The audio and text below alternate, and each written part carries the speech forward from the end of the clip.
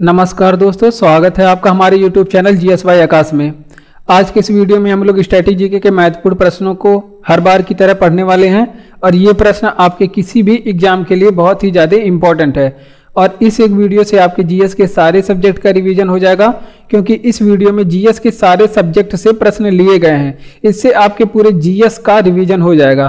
तो चलिए हम लोग अपना क्लास शुरू करते हैं। तो देखिए, पहला प्रश्न है हमारा साइंस से है, कह रहा है कि विद्युत का सबसे अच्छा चालक कौन सा है। इस तरह के प्रश्न एग्जाम में पूछे जाते हैं। तो हम लोग देखते हैं कि विद्युत का सबसे अच्छा चालक, यहाँ चालकता से प्रश्न है कि सबसे अच्छा चालक कौन सा है। तो देखिए, विद्युत का सबसे अच्छा चालक की बात करें, चांदी होती है। तो चांदी विद्युत की सबसे अच्छी चालक होती है। तो आप कहेंगे कि हर जगह चांदी के तार क्यों नहीं लगाए जाते, क्योंकि चांदी इतना महंगा होता है कि चोर लोग वहां से खोल के अपना निकाल ले जाएंगे। तो इस वजह से चांदी के तारे नहीं लगाई जाती, एल्युमिनियम का प्रयोग किया जाता है हर जगह। तो देखिए, विद्युत का सबसे अच्छा चालक है चांदी, इसे आप लोग ध्यान रखेंगे। अगर आपसे पूछे कि कौन सा ऐसा अधातु है जो विद्युत का सबसे अच्छा चालक है, कौन सा ऐसा अधातु है जो विद्युत का सुचालक होता है, तो आप लोग बताएंगे कि कौन सा ऐसा अधातु होता है जो विद्युत का सुचालक होता है। तो देखिए, उसका जवाब हो जाएगा क्या, ग्रेफाइट। ग्रेफाइट आप लोग जानते ही होंगे। ग्रेफाइट क्या होता है, कार्बन कॉपर रूप है और ये विद्युत का सुचालक होता है, यानी कि इससे करंट फ्लो होता है। ठीक, जो पेंसिल के बीचों बीच एक राड लगा होता है, वो ग्रेफाइट का बना होता है, उसमें करंट फ्लो होता है। आप चाहे तो घर पे प्रयोग भी कर सकते हैं, लेकिन डीसी से आप लोग प्रयोग करिएगा, एसी करंट से नहीं।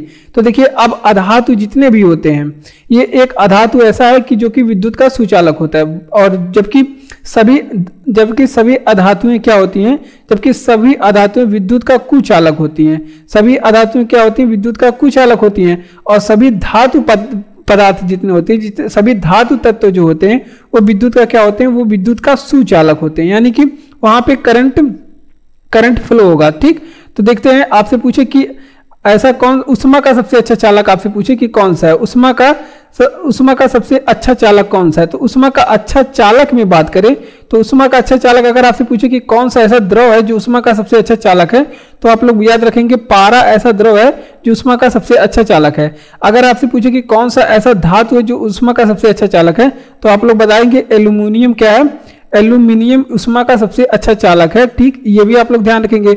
और आपसे पूछ ले कि सिलिकॉन क्या है, तो सिलिकॉन आप लोग जानते होंगे, सिलिकॉन जिसका क्या आईसी चिप वगैरह बनाए जाते हैं कंप्यूटर के, तो ये अर्धचालक होते हैं। सिलिकॉन क्या होते हैं, अर्धचालक की कैटेगरी में आते हैं। ये सेमीकंडक्टर होते हैं, अर्धचालक होते हैं। जो कंप्यूटर में या फिर मोबाइल में आईसी चिप वगैरह बनाए जाते हैं, ये सभी सिलिकॉन के ही बनते हैं। तो देख लेते हैं, रिवीजन कर लेते हैं। आपसे पूछे कि विद्युत का सबसे अच्छा चालक कौन सा है, तो विद्युत का सबसे अच्छा चालक चांदी होता है। अगर आपसे पूछे कि कौन सा अधातु है जो विद्युत का अच्छा चालक होता है, सुचालक होता है, तो ग्रेफाइट ऐसा अधातु है जो विद्युत का क्या होता है, सुचालक होता है। अब जितने भी अधातु होते हैं वो विद्युत के कुचालक होते हैं, यानी कि उसमें से करंट फ्लो नहीं हो सकता, अधातुएं करंट फ्लो नहीं करती। और जबकि जितने भी धातु तत्व होते हैं वो विद्युत के सुचालक होते हैं। और बात करते हैं, और उष्मा का सबसे अच्छा चालक आपसे पूछ ले कौन सा है, उष्मा का सबसे अच्छा चालक, तो उष्मा का सबसे अच्छा चालक द्रव में बात करें तो पारा है। अगर उष्मा का सबसे अच्छा चालक धातु की बात करें तो एल्यूमिनियम है। उष्मा का सबसे अच्छा चालक धातु में एल्यूमिनियम है। और सिलिकॉन की बात करें तो सिलिकॉन क्या होता है, ये एक अर्धचालक यानी कि सेमीकंडक्टर होता है। तो ये क्या होता है, आईसी चिप वगैरह किसके बनाए जाते हैं, सिलिकॉन के बनाए जाते हैं। तो इतनी चीजें यहाँ पे याद रखेंगे। अब अगला प्रश्न है हमारा जियोग्राफी से, कहेगा कि भाखड़ा नांगल परियोजना, ये भाखड़ा नांगल परियोजना किस नदी पे बनी हुई है, तो भाखड़ा नांगल परियोजना देखिए ये सतलुज नदी पे बना हुआ है। कहाँ पे, सतलुज नदी पे। अगर आपसे पूछे कि भाखड़ा नांगल परियोजना किस राज्य में बना हुआ है, तो ये हिमाचल प्रदेश में बना हुआ है। कहाँ पे, हिमाचल प्रदेश में बना हुआ है। कहाँ पे, हिमाचल प्रदेश में। और बात करते हैं कुछ परियोजनाओं के बारे में। अगर आपसे पूछ ले कि इडुक्की परियोजना किस नदी पे बना हुआ है, इडुक्की परियोजना ये किस नदी पे बना हुआ, तो ये आपके पेरियार नदी पे बना हुआ। कहाँ पे, पेरियार नदी। और पेरियार नदी कहाँ की बहने वाली नदी है, ये केरल की नदी है। ठीक, अगर आपसे पूछ ले कि उकाई परियोजना किस नदी पे बना हुआ है, उकाई परियोजना किस नदी पे बना हुआ, तो उकाई परियोजना ये ताप्ती नदी पे बना हुआ है। ताप्ती नदी पे बनाया गया परियोजना है। और ये किस राज्य में है, ये गुजरात राज्य में स्थित है। अगर आपसे पूछ ले कि थीन बांध परियोजना किस नदी पे बना हुआ है, थीन बांध परियोजना किस नदी पे बना हुआ है, तो थीन बांध परियोजना की बात करें, ये आपके बना हुआ है रावी नदी पे। किस नदी पे, रावी नदी पे बना हुआ है थीन बांध परियोजना। और आपसे पूछे किस राज्य में बना हुआ है, तो पंजाब राज्य में। किस राज्य में, पंजाब राज्य में बना हुआ है। तो इतनी परियोजनाओं के बारे में याद रखेंगे, क्योंकि परियोजनाओं से एग्जाम में जरूर प्रश्न पूछे जाते हैं जो नदी की लंबाई, उद्गम, इन सबसे कम प्रश्न पूछे जाते हैं। लेकिन नदी पे कौन परियोजना चल रहा है, इससे एग्जाम में जरूर प्रश्न पूछे जाते हैं। तो देखिए भाखड़ा नंगल परियोजना जो है वो सतलुज नदी पे बना हुआ है और ये हिमाचल प्रदेश में स्थित परियोजना है, ठीक। और इडुक्की परियोजना की बात करें, इडुक्की परियोजना की बात करें तो ये पेरियार नदी पे बना हुआ है, पेरियार नदी पे। और पेरियार नदी कहाँ की नदी है, ये केरल में स्थित नदी है। और उकाई परियोजना की बात करें, ये ताप्ती नदी पे बना हुआ परियोजना है और ये गुजरात राज्य में बना हुआ है। थीन बांध परियोजना की बात करें, थीन बांध परियोजना ये रावी नदी पे बना हुआ है और किस राज्य में, तो पंजाब राज्य में स्थित है। तो इतनी परियोजनाएं आप लोग यहाँ से ध्यान रखेंगे। यूरिया में नाइट्रोजन किस रूप में होता है, तो देखिए यहाँ पे फिर से आ गया साइंस से प्रश्न। तो देखिए यूरिया में नाइट्रोजन नाइट्रेट के रूप में होता है। किसके रूप में होता है, नाइट्रेट के रूप में होता है। अगर आपसे पूछे कि यूरिया में कितने % नाइट्रोजन पाए जाते हैं, तो 46% यूरिया में नाइट्रोजन पाया जाता है। अगर आपसे पूछे, अब यूरिया से संबंधित कुछ प्रश्न देख लेते हैं। अगर आपसे पूछे कि यूरिया को रक्त से फिल्टर करने का काम कौन सा अंग करता है, रक्त से फिल्टर करने का काम कौन सा अंग करता है यूरिया को रक्त से फिल्टर, तो यूरिया को रक्त से फिल्टर करने का काम गुर्दे का है। गुर्दा क्या करता है, यूरिया को रक्त से फिल्टर करने का काम। एक पॉइंट ये आप लोग याद रखेंगे। अगर आपसे पूछे कि मूत्र में दुर्गंध का कारण क्या होता है, मूत्र में दुर्गंध का कारण क्या होता है, तो मूत्र में यूरिया उपस्थित होता है, यूरिया उपस्थित होता है, इस वजह से मूत्र में दुर्गंध आते हैं। अगर आपसे पूछ ले कि यूरिया का रासायनिक नाम क्या है, तो यूरिया का सूत्र बताएंगे और यूरिया का रासायनिक नाम। तो देखिए यूरिया का जो वैज्ञानिक नाम है उसको क्या कहते हैं, कार्बामाइड। यूरिया का वैज्ञानिक नाम क्या है, कार्बामाइड है यूरिया का वैज्ञानिक नाम। अगर इसका फार्मूला की बात करें तो NH2CO NH2 इसका फार्मूला होता है यूरिया का। यह भी एग्जाम में पूछा गया पॉइंट है, याद रखिएगा। तो देख लेते हैं यूरिया में नाइट्रोजन किस रूप में होता है, तो यूरिया में नाइट्रोजन नाइट्रेट के रूप में होता है। कितना होता है यूरिया में नाइट्रोजन, 46% होता है। अगर आपसे पूछे कि यूरिया को रक्त से फिल्टर करने का काम किस अंग का है, तो गुर्दा यानी कि ये क्या काम करता है, यूरिया को रक्त से फिल्टर करने का काम करता है। और बात करते हैं यूरिया का, तो इस यूरिया का रासायनिक नाम क्या है, कार्बामाइड है यूरिया का रासायनिक नाम। यूरिया का फार्मूला क्या होता है, NH2CO NH2 यूरिया का फार्मूला होता है। बढ़ते हैं अपने अगले प्रश्न की ओर। एक यहाँ पे पॉइंट छूट रहा है, कह रहा है कि मूत्र में दुर्गंध किस कारण से होता है, तो मूत्र में दुर्गंध यूरिया के उपस्थिति के कारण होता है। यूरिया के उपस्थिति के कारण क्या होता है, मूत्र में दुर्गंध आते हैं। तो इतनी चीजें आप लोग यहाँ से ध्यान रखेंगे। तो बढ़ते हैं अपने अगले प्रश्न की ओर। अगला प्रश्न है हमारा, कह रहा है कि अंतरिक्ष में जाने वाले प्रथम भारतीय कौन थे, तो अंतरिक्ष में जाने वाले प्रथम भारतीय राकेश शर्मा थे। कौन थे अंतरिक्ष में जाने वाले पहले भारतीय, राकेश शर्मा 1984 में गए थे। और ये कहाँ के रहने वाले थे, तो आप लोग कमेंट बॉक्स में हमें यहाँ पे बताएंगे। और आपसे पूछ ले कि विश्व में कौन सबसे पहले अंतरिक्ष में गया, विश्व में। अगर विश्व में महिला की बात करें, कौन सी महिला अंतरिक्ष में सबसे पहले गई थी, तो विश्व में सबसे जाने वाली प्रथम महिला की बात करें यहाँ पे, प्रथम महिला की, तो ये वेलेंटीना है। कौन, वेलेंटीना विश्व में अंतरिक्ष में जाने वाली पहली महिला है। और ये किस कहाँ कब गई थी, 1963 में गई थी और ये रूस की रहने वाली थी। और अंतरिक्ष में विश्व में प्रथम जाने वाला पुरुष कौन है, प्रथम पुरुष कौन है जो अंतरिक्ष में गया, तो सबसे पहले जाने वाले हैं यूरी गागरिन। जो सबसे पहले अंतरिक्ष में जाने वाले व्यक्ति हैं उनका क्या नाम है, यूरी गागरिन। और ये भी किस देश की तरफ से गए थे, ये भी रूस की तरफ से गए थे और 1961 में गए थे। ठीक, इतनी चीजें आप लोग।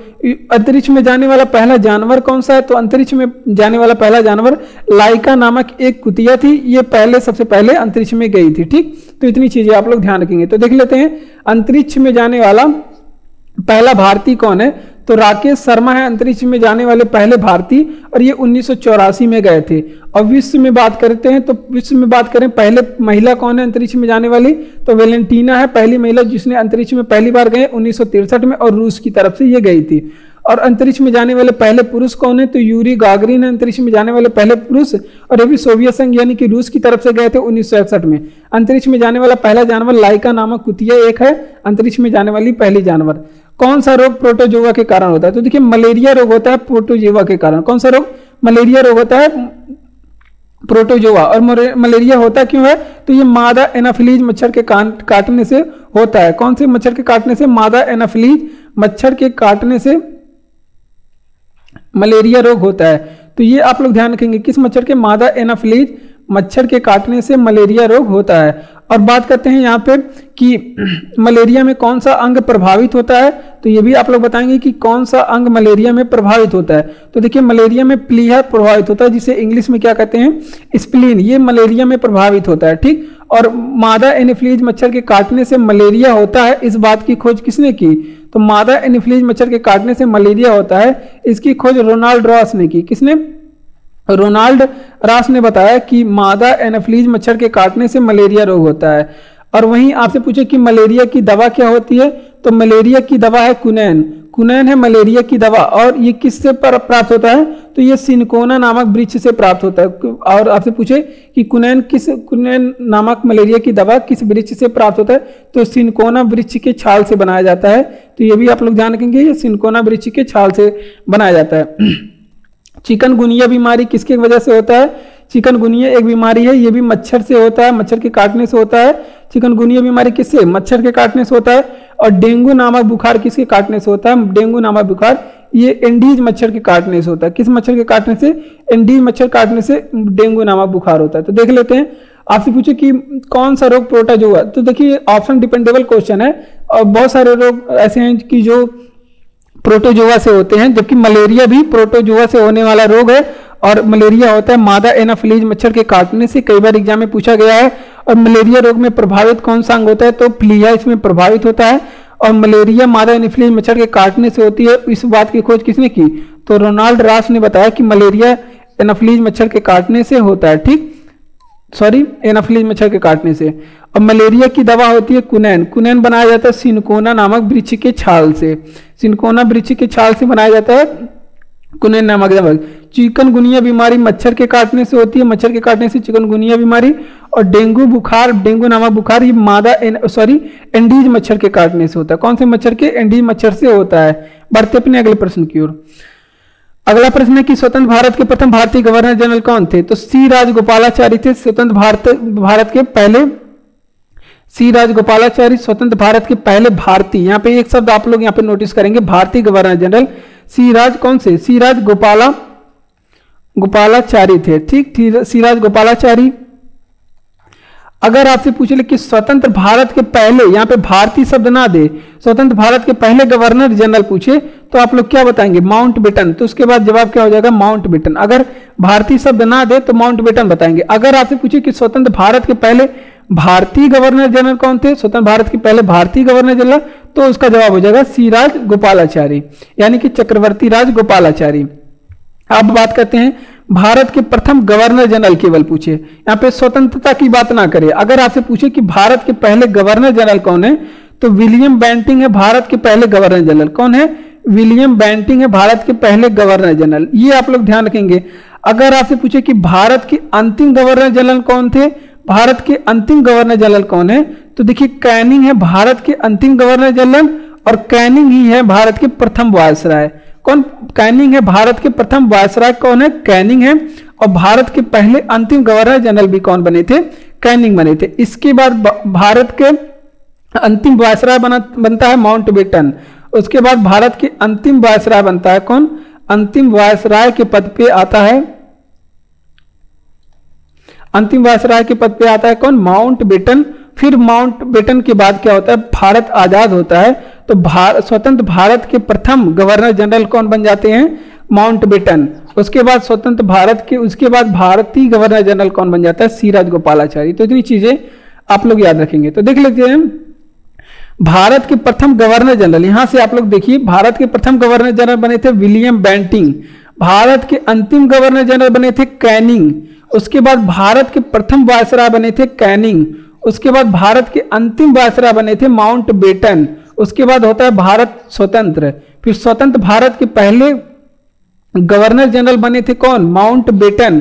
उसके बाद स्वतंत्र भारत के पहले भारतीय गवर्नर जनरल कौन बने थे, सी राजगोपालाचारी। इतनी चीजें आप लोग यहां से ध्यान रखेंगे। निजी क्षेत्र का सबसे बड़ा बैंक कौन सा है, तो देखिए HDFC है निजी क्षेत्र का सबसे बड़ा बैंक, HDFC निजी क्षेत्र का सबसे बड़ा बैंक। अब HDFC के बारे में कुछ चीजें देखते हैं, जैसे electronic guarantee bank, electronic bank guarantee जारी करने वाला पहला बैंक है आपका HDFC। क्या इलेक्ट्रॉनिक बैंक गारंटी जारी करने वाला इलेक्ट्रॉनिक बैंक गारंटी जारी करने वाला पहला बैंक कौन सा है? HDFC है। तो ये आप लोग ध्यान रखेंगे HDFC से। अगर आपसे पूछे कि HDFC बैंक की स्थापना कब हुई थी, तो 1994 में हुई थी। और वर्तमान समय ऐसे कितने बैंक हैं जिसका राष्ट्रीयकृत हो गया है? वर्तमान समय में राष्ट्रीयकृत बैंक कितने हैं? तो भारत में वर्तमान समय में 12 राष्ट्रीयकृत बैंक हैं। तो देख लेते हैं निजी क्षेत्र का सबसे बड़ा कौन सा बैंक है? HDFC है। इलेक्ट्रॉनिक बैंक गारंटी जारी करने वाला कौन सा बैंक है? HDFC ही है। करंट का प्रश्न है। और HDFC की स्थापना कब हुई थी? HDFC की स्थापना तो 1994 में हुई है। और आपसे पूछे कि राष्ट्रीयकृत बैंक भारत में कितने हैं? तो 12 हैं। इतने बैंकों से संबंधित आप लोग प्रश्न याद रखेंगे। साबरमती आश्रम की स्थापना कब हुआ था? तो देखिए साबरमती की आश्रम की स्थापना 1916-17 में हुई थी। और कहां पे हुई थी साबरमती आश्रम की स्थापना? अहमदाबाद गुजरात में हुई थी। कहां पे? अहमदाबाद गुजरात में हुई थी। अगर आपसे पूछे कि साबरमती आश्रम की स्थापना किसने किया था, तो गांधी जी द्वारा किया गया था साबरमती आश्रम की स्थापना। कहां पे? गुजरात में। ठीक, तो इतनी चीजें आप लोग यहां से ध्यान रखेंगे। अब यहाँ पे गांधी जी को पकड़ते हैं, गांधी जी को पकड़ते हैं, उनसे कुछ प्रश्न हम लोग सीखते हैं। देखिए गांधी जी के बारे में बात करें तो अगर इनका जन्म पूछे तो गांधी जी का जन्म कहाँ पे हुआ था? पोरबंदर में हुआ था। कहाँ पे? पोरबंदर गुजरात में इनका जन्म हुआ था। और गांधी जी का जन्म डेट जो है याद करने वाली बात है, क्योंकि ये एग्जाम में पूछा जाता है। 2 अक्टूबर 1869 में इनका जन्म हुआ था। और 2 अक्टूबर को कौन सा जयंती बनाते हैं? गांधी जयंती मनाते हैं। तो ये भी आप लोग ध्यान रखेंगे। और गांधी जी के राजनीतिक गुरु का नाम क्या था? गोपाल कृष्ण गोखले। इंपॉर्टेंट है। गांधी जी के राजनीतिक गुरु का क्या नाम था? गोपाल कृष्ण गोखले इनके राजनीतिक गुरु का नाम था। और गांधी जी का हत्या हुआ था कब? ये भी इंपॉर्टेंट डेट है। गांधी जी का हत्या 30 जनवरी के दिन हुआ था। और 1948 में नाथूराम गोडसे ने गोली मारा था गांधी को। कौन? नाथूराम गोडसे ने बिरला भवन में गोली मारा था। तो इतनी चीजें आप लोग यहाँ से ध्यान रखेंगे। बिरला भवन में इन्हें गोली मारा था। तो इतनी चीजें आप लोग यहाँ से गांधी जी से याद रखेंगे। तो देख लेते हैं साबरमती आश्रम की स्थापना कब हुई थी। तो साबरमती आश्रम की स्थापना का डेट 1916-17 मिलता है। अहमदाबाद गुजरात में इसकी स्थापना हुई थी। अहमदाबाद गुजरात में महात्मा गांधी जी ने इसकी स्थापना की थी। और महात्मा गांधी जी के बारे में बात करें, महात्मा गांधी जी का जन्म पोरबंदर गुजरात में हुआ था। 2 अक्टूबर 1869 में इनका जन्म हुआ था। गांधी जी के गुरु का नाम था, राजनीतिक गुरु थे, गोपाल कृष्ण गोखले। गांधी जी की हत्या 30 जनवरी 1948 में नाथूराम गोडसे के द्वारा बिरला भवन में गोली मारकर इनकी हत्या कर दी जाती है। और 30 जनवरी के दिन हम लोग शहीद दिवस मनाते हैं। 2 अक्टूबर के दिन हम लोग गांधी जयंती मनाते हैं। अजंता की गुफाएं किस राज्य में स्थित है? तो देखिए अजंता की गुफाएं राज्य पूछा है तो महाराष्ट्र में स्थित है। कहां पे? अजंता की गुफाएं कहां पे? महाराष्ट्र राज्य में स्थित है। और अजंता की गुफाएं की बात करें, इसमें जातक कथा का वर्णन मिलता है। अजंता की गुफा में जातक कथा का वर्णन मिलता है। और ये बौद्ध धर्म से संबंधित है। बौद्ध ग्रंथों के बारे में भी यहाँ पे मिलता है जानकारी। ठीक, बौद्ध ग्रंथ का यहाँ पे वर्णन लिख लीजिए, इसके बारे में जानकारी। और अजंता की गुफा को विश्व धरोहर कब घोषित किया गया? ये भी एग्जाम में पूछा जाता है। इसको विश्व धरोहर कब घोषित किया गया? तो 1983 में इसे विश्व धरोहर में घोषित किया गया। अब एलोरा की गुफा की बात करें, एलोरा गुफा की बात करें तो ये भी कहाँ पे है? ये महाराष्ट्र में है। एलोरा की गुफा भी महाराष्ट्र में है। और महाराष्ट्र में आपसे पूछे किस जगह पे है, तो ये औरंगाबाद में स्थित है। महाराष्ट्र में औरंगाबाद में स्थित है। औरंगाबाद का नाम बदला गया है, अब ये क्या हो गया? संभाजी नगर हो गया है। औरंगाबाद का नाम बदल के संभाजी नगर हो गया। तो एलोरा की गुफा कहाँ पे स्थित है? तो एलोरा की गुफा संभाजी नगर में स्थित है। कहाँ पे? संभाजी नगर में एलोरा की गुफा स्थित है। अब बात करते हैं कि एलोरा का गुफा का निर्माण किसने करवाया था? तो एलोरा की गुफा का निर्माण राष्ट्रकूट शासकों ने करवाया था। किसने? राष्ट्रकूट शासकों ने एलोरा की गुफा का निर्माण करवाया था। और एलोरा की गुफा को भी विश्व विरासत स्थल घोषित किया गया है। और ये कब किया गया था आप लोग बताएंगे? 1983 में इसे भी घोषित किया गया। तो देख लेते हैं अजंता की गुफाएं किस राज्य में है? तो महाराष्ट्र में है। अगर आपसे पूछे महाराष्ट्र में कौन से जगह, तो औरंगाबाद में। औरंगाबाद का नया नाम क्या हो गया? अब संभाजी नगर हो गया। करंट का प्रश्न है, याद रखिएगा। और अजंता की गुफा में जातक कथा का वर्णन मिलता है और बौद्ध धर्म ग्रंथों के बारे में भी जानकारी मिलती है। अजंता की गुफा को विश्व धरोहर में 1983 में शामिल किया गया। और एलोरा की गुफा आपसे पूछे कहाँ पे, तो ये भी महाराष्ट्र में है और संभाजी नगर में है। और बात करते हैं निर्माण किसने करवाया था? राष्ट्रकूट शासकों ने एलोरा की गुफा का निर्माण कराया था और इसे विश्व विरासत में घोषित किया गया 1983 में। जूट का मुख्यतः कहाँ केंद्रित, जूट उद्योग मुख्यतः कहाँ केंद्रित है? तो जूट मुख्यतः पश्चिम बंगाल साइड में पाए जाते हैं। पश्चिम बंगाल में जूट का उत्पादन किया जाता है। और जूट को क्या कहा जाता है? जूट को कहा जाता है सोने का रेशा। सोने का रेशा क्यों इसे कहा जाता है जूट को? क्योंकि इसके व्यापार में अधिक धन मिलता है, इसके व्यापार में बहुत ही मुनाफा होता है, इस वजह से इसको सोने के से तुलना करके इसकी उपमा दी जाती है। सोने का रेशा भी कहते हैं जूट को। तो ये भी आप लोग ध्यान रखेंगे। जैसे कपास को क्या कहते हैं? कपास को कहते हैं सफेद सोना, कपास को कहते हैं सफेद सोना। और आपसे पूछे कि सफेद सोना कपास को कहते हैं, और आपसे पूछे कि चाय पत्ती को क्या कहते हैं, यानी कि चाय को क्या कहते हैं? इसे कहते हैं हरा सोना। चाय पत्ती को क्या कहते हैं? हरा सोना कहते हैं। उसी तरह कोयला को काला सोना भी कहते हैं, ब्लैक गोल्ड भी कहते हैं। और बात करते हैं जूट की खेती कहाँ पे की जाती है? तो देखिए जूट की खेती की बात करें और इंडिया में बात करें तो पश्चिम बंगाल, यहाँ पे हमने दिखाया यही पश्चिम बंगाल में। और इंडिया में अगर क्षेत्र पूछे कहाँ पे, तो देखिए हुगली नदी के क्षेत्र में कहाँ होता है? हुगली नदी क्षेत्र में यहाँ पे जूट की खेती की जाती है। भारत में गंगा नदी की वितरिका है हुगली नदी, और यहाँ पे क्या की जाती है? जूट की खेती सर्वाधिक मात्रा में की जाती है। और आपसे पूछे कि विश्व में सर्वाधिक जूट की खेती कहाँ पे होती है? विश्व में सर्वाधिक जूट की खेती कहाँ पे होती है? तो विश्व में सर्वाधिक जूट की खेती की बात करें तो ये बांग्लादेश में होती है। कहाँ पे? बांग्लादेश में। तो यहाँ पे सबसे ज्यादा जूट की खेती होती है। और बात करते हैं क्या है जूट के उत्पादक क्षेत्र के बारे में, कहाँ पे जूट का उत्पादक सबसे अधिक होता है? तो देखिए गंगा ब्रह्मपुत्र का जो डेल्टाई क्षेत्र है, गंगा ब्रह्मपुत्र का जो डेल्टाई क्षेत्र, वहां पे जूट का उत्पादन सबसे ज्यादा होता है। गंगा ब्रह्मपुत्र का डेल्टा क्षेत्र में जूट का उत्पादन सर्वाधिक होता है। तो देख लेते हैं कि जूट उद्योग मुख्यतः कहाँ पे केंद्रित है? तो जूट उद्योग मुख्यतः भारत में पश्चिम बंगाल में केंद्रित है। और जूट को क्या कहते हैं? सफेद सोना कहते हैं जूट को। कपास को क्या कहते हैं? कपास को सफेद सोना कहते हैं। और जूट को क्या कहते हैं? सोने का रेशा कहते हैं। चाय को उसी तरह क्या कहते हैं? हरा सोना कहते हैं। जूट की खेती इंडिया में पूछे किस क्षेत्र में होता है? तो हुगली नदी के क्षेत्र में जूट की खेती सर्वाधिक होती है। विश्व में सर्वाधिक जूट की खेती किस देश में होती है? तो बांग्लादेश में विश्व में सर्वाधिक जूट की खेती होती है। और उत्पादन क्षेत्र की बात करें तो गंगा ब्रह्मपुत्र का जो डेल्टाई क्षेत्र है, यहाँ पे जूट की खेती होती है। बढ़ते अपने अगले प्रश्न की ओर। अगला प्रश्न है कि किस शासक ने 4 अश्वमेध यज्ञ करवाए थे? तो देखिए प्रवरसेन थे, वो 4 अश्वमेध यज्ञ करवाए थे। कौन? प्रवरसेन। और प्रवरसेन आप लोग, और प्रवरसेन की बात करें तो देखिए प्रवरसेन किस वंश के शासक थे? तो वाकाटक वंश के शासक थे प्रवरसेन। किस वंश के? वाकाटक वंश के शासक कौन थे? प्रवरसेन। और वाकाटक वंश की बात करें और प्रवरसेन की एक रचना है, रचना। तो प्रवरसेन की रचना क्या है? सेतुबद्ध है। प्रवरसेन की रचना क्या है? सेतुबद्ध है इसकी रचना का नाम। और वाकाटक वंश की बात करें, इसकी स्थापना किसने की थी? तो वाकाटक वंश की स्थापना विंध्य शक्ति ने किया था। किसने? विंध्य शक्ति ने वाकाटक वंश की स्थापना किया था। और इसकी राजधानी कहाँ पे बनाया था? नंदीवर्धन इसकी राजधानी बनाया था। कहाँ पे? नंदीवर्धन वाकाटक वंश की राजधानी बनाया। और पहला शासक भी कौन बना? विंध्य शक्ति ही बना। और अंतिम शासक की बात करें, वाकाटक वंश की अंतिम शासक कौन बने थे? तो पृथ्वीसेन सेकंड थे। वाकाटक वंश की अंतिम शासक कौन थे? पृथ्वीसेन सेकंड। ठीक। और यहाँ से पूछे कि पुष्यमित्र शुंग ने कितने अश्वमेध यज्ञ करवाए थे? पुष्यमित्र शुंग ने कितने अश्वमेध यज्ञ करवाए थे? तो इसने 2 अश्वमेध यज्ञ कराया था। और इसके बारे में जानकारी कहाँ से मिलती है? तो महाभाष्य ग्रंथ से इसके बारे में जानकारी मिलती है। महाभाष्य पुष्यमित्र शुंग ने 2 अश्वमेध यज्ञ करवाए और इसके बारे में जानकारी महाभाष्य ग्रंथ से मिलती है। महाभाष्य ग्रंथ से, और एक अभिलेख है अयोध्या अभिलेख से इसके बारे में जानकारी मिलती है, अयोध्या अभिलेख से। ठीक।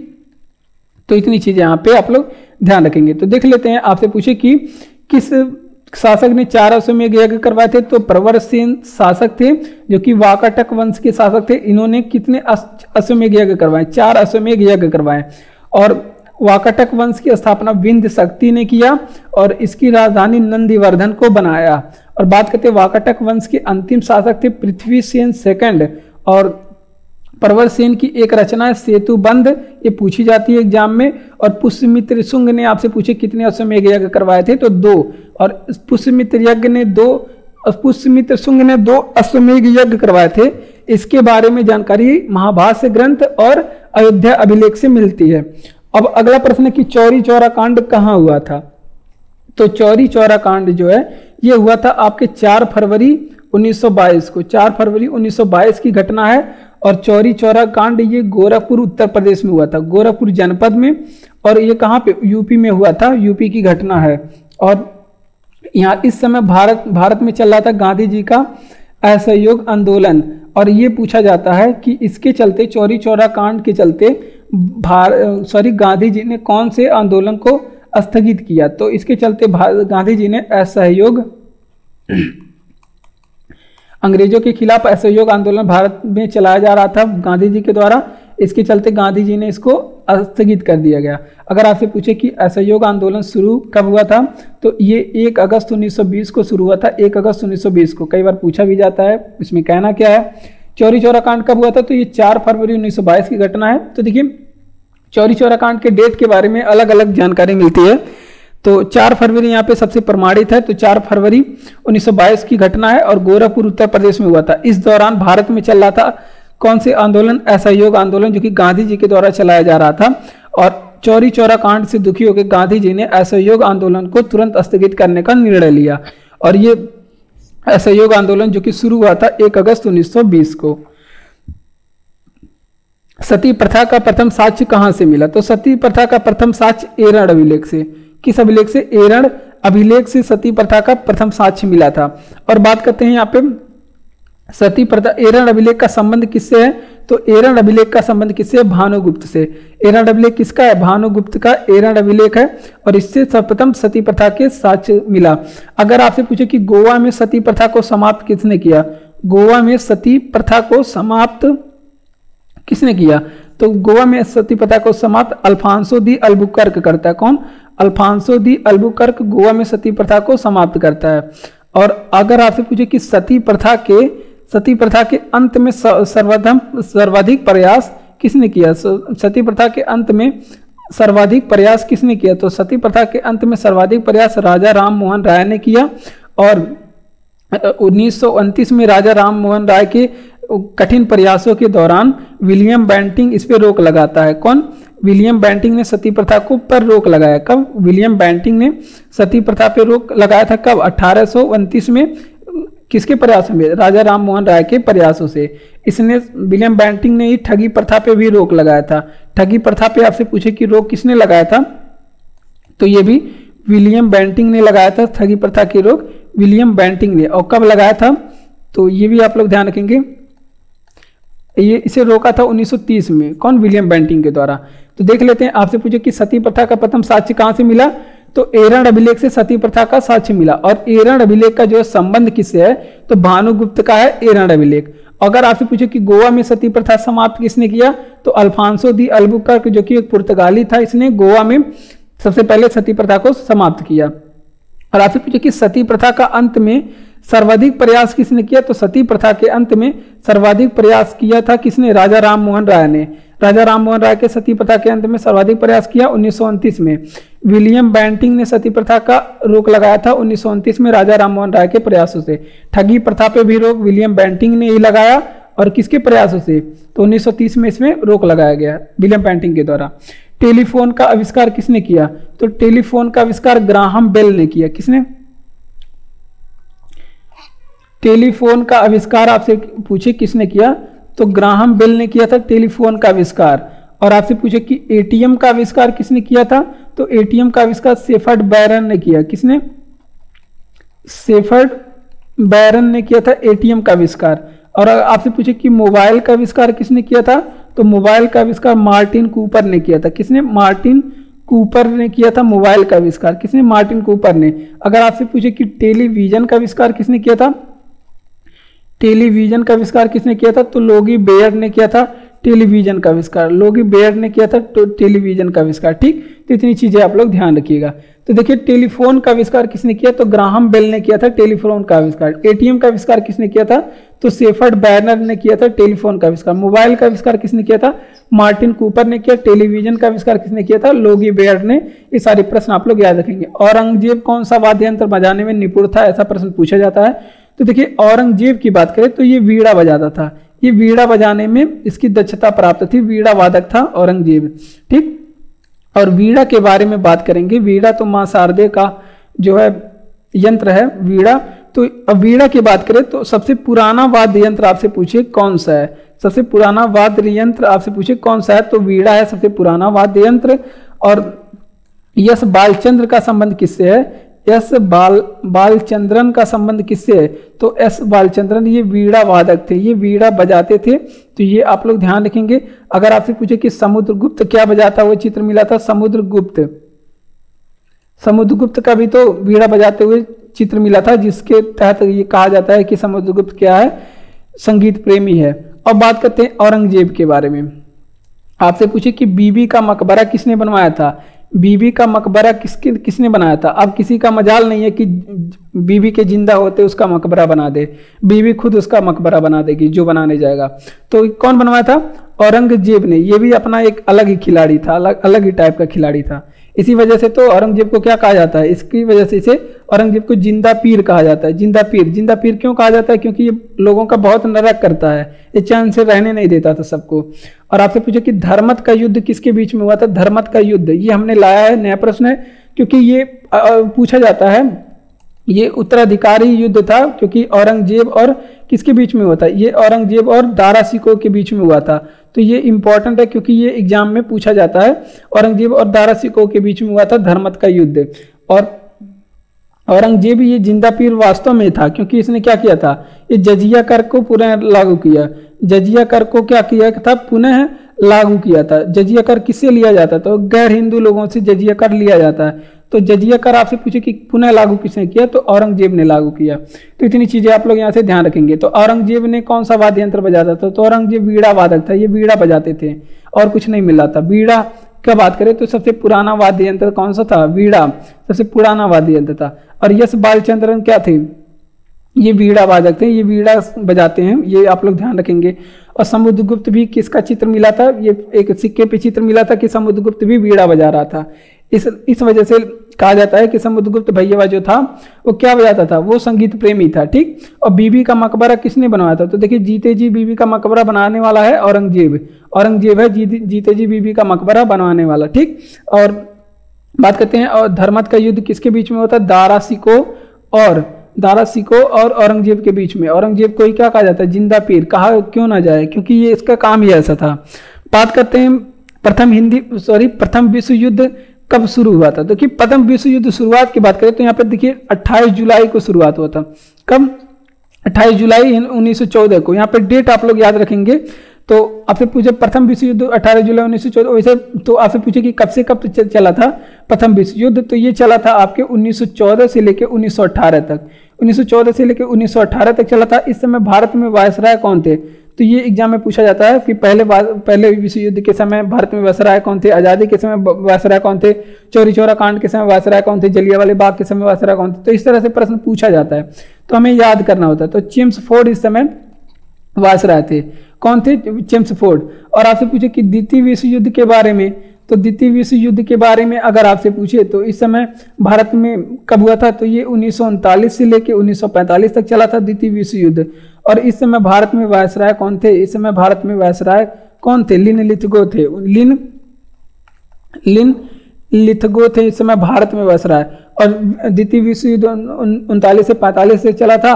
और समाप्ति के समय भी आपसे पूछ ले कि वायसराय कौन थे, तो जब द्वितीय विश्व युद्ध का समाप्ति का चरण चला था तो इस समय वायसराय कौन थे, वेवेल थे। तो ये भी आप लोग ध्यान रखेंगे। और द्वितीय विश्व युद्ध का यहाँ पे आपसे अगर कारण पूछ ले क्या था, तो जर्मनी ने पोलैंड पे क्या कर दिया था, आक्रमण। जर्मनी ने क्या किया था, पोलैंड पर क्या कर दिया था, आक्रमण कर दिया था। तो इस वजह से द्वितीय विश्व युद्ध शुरू हुआ था। तो देख लेते हैं, आपसे पूछे कि प्रथम विश्व युद्ध शुरू कब हुआ था, तो 28 जुलाई 1914 को प्रथम विश्व युद्ध की शुरुआत हुई। अगर आपसे पूछे कि प्रथम विश्व युद्ध का टाइमिंग कब से कब तक है, तो 1914 से लेकर 1918 तक चला था। इसमें भारत में वायसराय कौन थे, चेम्सफोर्ड थे। और द्वितीय विश्व युद्ध की बात करें जो कि 1939 से 1945 तक चला था, और इस समय भारत में वायसराय कौन थे, लिनलिथगो थे। लिनलिथगो थे। भारत छोड़ो आंदोलन के समय भी वायसराय ही थे, क्योंकि 1942 में चला था भारत छोड़ो आंदोलन। और बात करते हैं समाप्ति के समय, द्वितीय विश्व युद्ध के समाप्ति के समय भारत में वायसराय कौन थे? वेवेल थे। और द्वितीय विश्व युद्ध का कारण क्या था? इस समय जर्मनी ने क्या कर दिया था? पोलैंड पे आक्रमण कर दिया था। मुस्लिम लीग के संस्थापक कौन थे? देखिए समी उल्लाह खां और आगा खां कौन थे? समी उल्लाह खां एंड आगा खां थे मुस्लिम लीग के संस्थापक। कौन थे? आगा खां मुस्लिम लीग के संस्थापक थे। तो ये चीजें आप लोग ध्यान रखेंगे। मुस्लिम लीग की स्थापना 1906 में हुई और ढाका में हुई थी। कहाँ पे? ढाका बांग्लादेश की राजधानी है, यहीं पे हुई थी। और मुस्लिम लीग मुक्ति दिवस कब मनाया जाता है? मुक्ति दिवस आपसे पूछे कब मनाया जाता है, तो ये 22 दिसंबर के दिन मनाया था। मुस्लिम लीग ने मुक्ति दिवस कब मनाया था? 22 दिसंबर 1939 में मनाया था। और आपसे पूछे कि मुस्लिम लीग भारत विभाजन की मांग कब की थी, तो मुस्लिम लीग ने भारत विभाजन की मांग कब की थी? नहीं तो अब तक अखंड भारत। तो 1940 में मुस्लिम लीग ने भारत विभाजन की मांग की। और मुस्लिम लीग से संबंधित एक लखनऊ समझौता है या फिर लखनऊ अधिवेशन आप लोग याद रख सकते हैं, 1916 में हुआ था। और इसमें क्या हुआ था? कांग्रेस और मुस्लिम लीग के बीच समझौता हुआ था। क्या हुआ था? कांग्रेस एंड मुस्लिम लीग के बीच में समझौता हुआ था। ठीक, तो ये भी आप लोग ध्यान रखेंगे। लखनऊ समझौता कब हुआ था? 1916 में हुआ था। कांग्रेस और मुस्लिम लीग के बीच समझौता हुआ था। मुस्लिम लीग ने डिवाइड एंड क्विट का नारा लगाया था कराची अधिवेशन में। तो ये भी आप लोग ध्यान रखेंगे। डिवाइड एंड क्विट का नारा आपसे पूछे कि मुस्लिम लीग ने कब लगाया था, तो डिवाइड एंड क्विट का नारा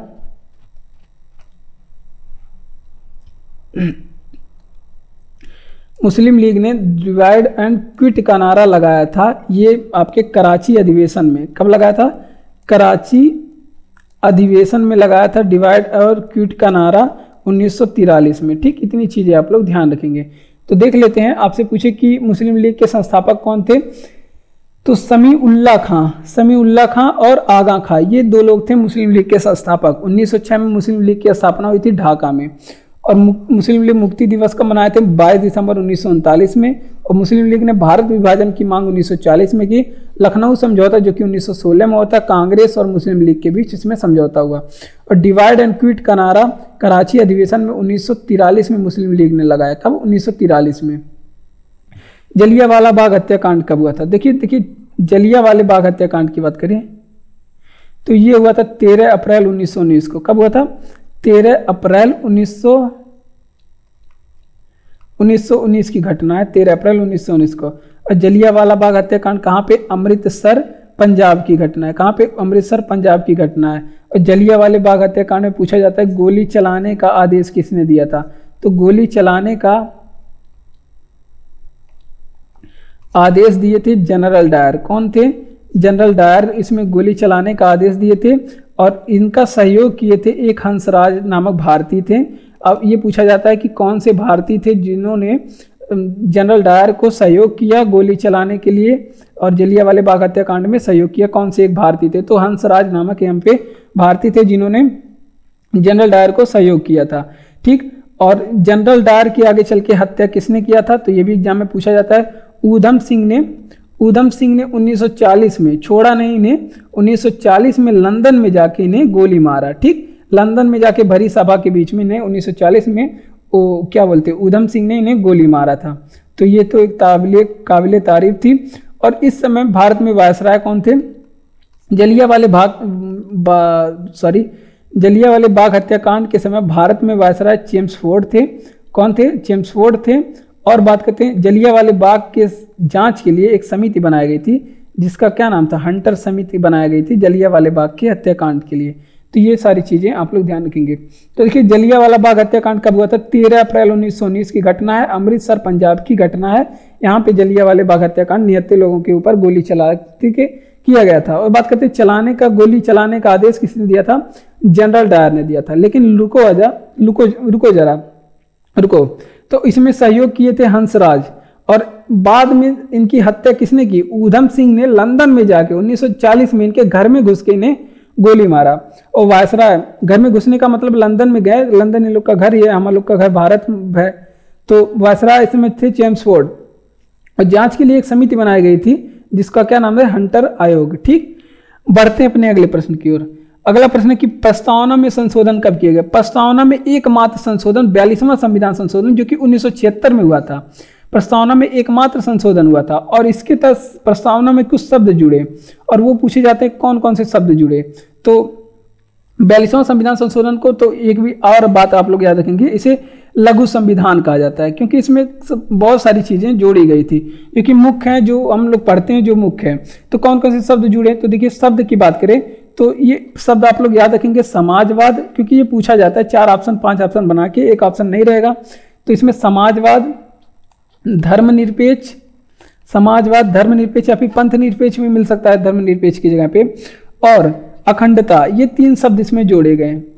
प्रस्तावना में एकमात्र संविधान संशोधन किया गया 42वां संविधान संशोधन 1976, जो कि इसे कहा जाता है लघु संविधान, और इसके तहत प्रस्तावना में 3 चीजें जोड़ी गई, समाजवाद, धर्मनिरपेक्ष और अखंडता, ये 3 शब्द जोड़े गए।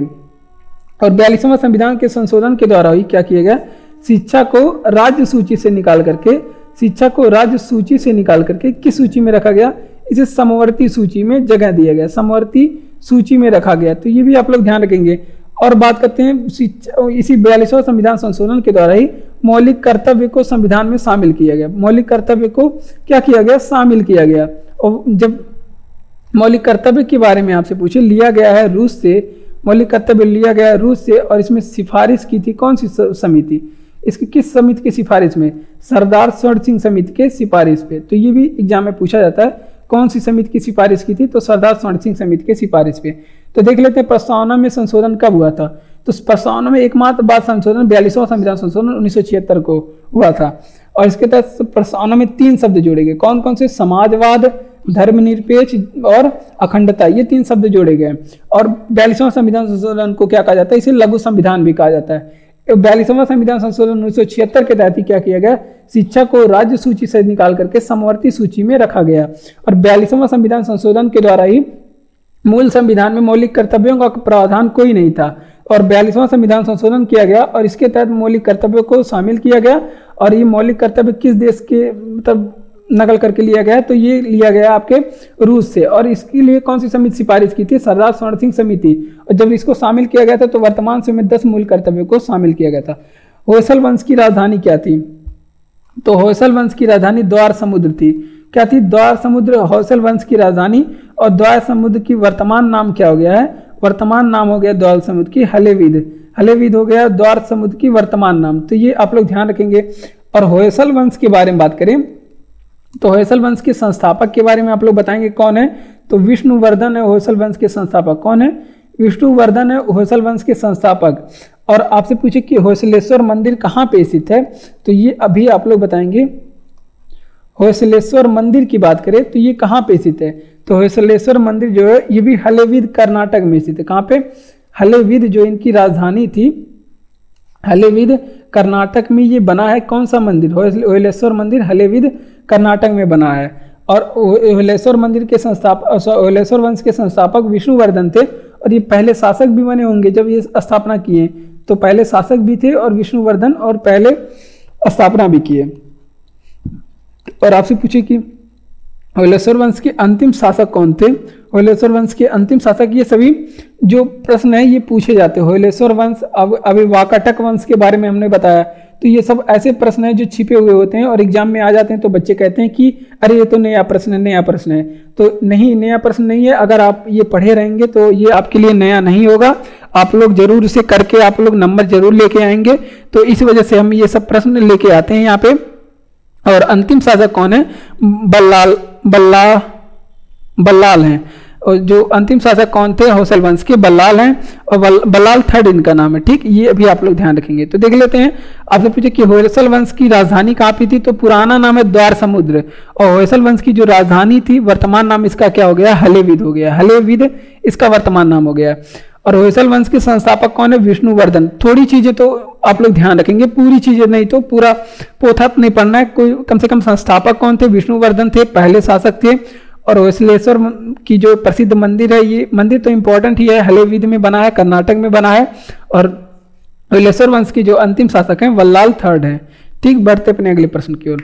अगला प्रश्न है कि संविधान का कौन सा अनुच्छेद अस्पष्टता का उन्मूलन करता है, तो आर्टिकल 17 क्या करता है, अस्पष्टता का उन्मूलन करता है। कौन सा, आर्टिकल 17। और चीजें आप लोग देखते हैं, और और चीजें आप लोग, अगर आपसे पूछे कि लोक नियोजन का अवसर कौन सा, लोक नियोजन का अवसर कौन सा आर्टिकल देता है, लोक नियोजन का अवसर की कौन सा आर्टिकल देता है, तो लोक नियोजन का अवसर आर्टिकल 16 देता है। और आपसे पूछे कि धर्म, जाति, लिंग आदि के आधार पे भेदभाव नहीं करना सिखाता, भेदभाव नहीं करने की बात कौन सा आर्टिकल करता है, धर्म, जाति, लिंग, वंश और जन्म स्थान आदि के आधार पे भेदभाव आप लोग ना करें, ये कौन सा आर्टिकल सिखाता है, आर्टिकल नंबर 15 हमें बताता है।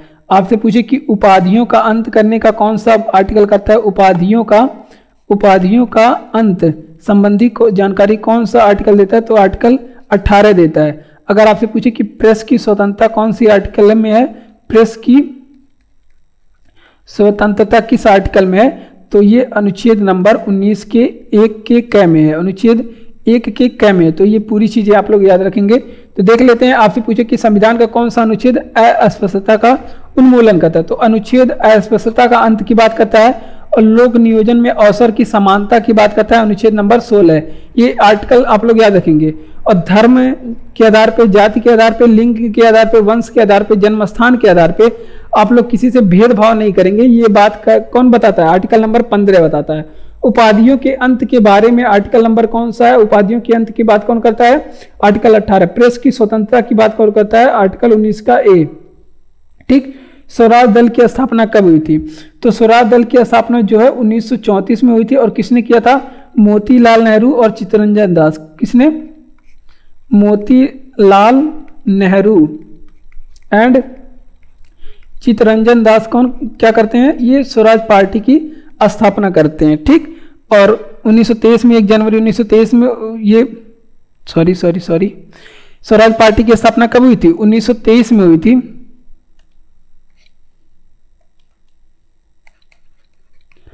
स्वराज पार्टी की स्थापना कब हुई थी, 1923 में हुई थी। और आपसे पूछे कि कहां पे हुई थी स्वराज पार्टी की स्थापना, तो इलाहाबाद में, इलाहाबाद जिसका वर्तमान नाम प्रयागराज हो गया है, वहीं पे स्वराज पार्टी की स्थापना हुई थी। अगर आपसे पूछे कि स्वराज पार्टी ने,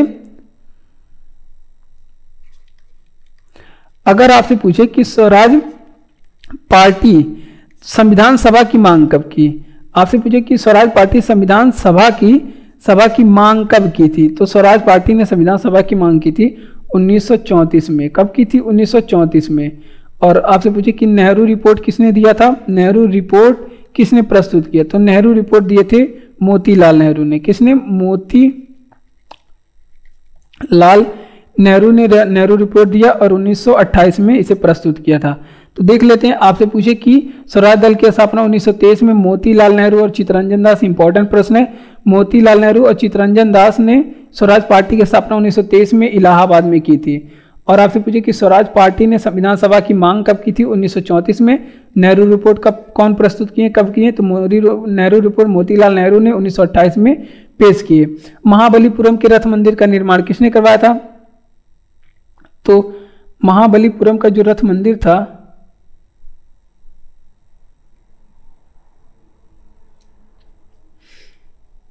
महाबलीपुरम के रथ मंदिर का निर्माण आपसे पूछे किसने करवाया था, तो नरसिंह वर्मन ने करवाया था।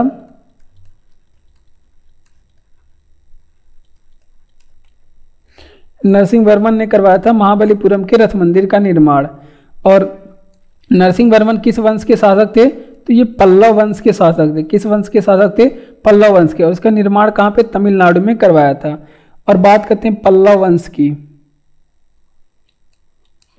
पल्लव वंश के बारे में। इन सभी वंशों के बारे में हम लोग को थोड़ा चीजें तो जानना चाहिए। जैसे पल्लव वंश के संस्थापक कौन थे, तो पल्लव वंश के संस्थापक सिंह विष्णु है। कौन, ताकि आप लोग क्या ऑप्शन मिलने पे कर सकें, पढ़े रहेंगे तो कर लेंगे। और पल्लव वंश की राजधानी कहाँ पे बनाई गई थी, कांचीपुरम में थी। पल्लव वंश की राजधानी कहाँ पे, कांचीपुरम में। और कांचीपुरम कहाँ पे पड़ता है, तमिलनाडु में पड़ता है। और पल्लव वंश की जो राजभाषा थी वो सभी के सभी संस्कृत बोलते थे। कौन सी, पल्लव वंश की जो राजभाषा थी संस्कृत थी, ये भी आप लोग ध्यान रखेंगे। और द्रविड़ शैली का प्रारंभ किसने वंश के लोगों ने किया, द्रविड़ शैली शुरू किसने किया, तो ये आपसे पूछे कि द्रविड़ शैली की शुरुआत किसने की, तो ये पल्लव शासकों ने, पल्लव वंश के लोगों ने किया द्रविड़ शैली की शुरुआत। जो मंदिर निर्माण की एक शैली है जो कि दक्षिण भारत की प्रसिद्ध शैली है, वहीं आपसे पूछे कि मत विलास प्रहसन के लेखक कौन है। मत विलास प्रहसन के लेखक कौन है, तो मत विलास प्रहसन के लेखक महेंद्र वर्मन प्रथम है। कौन?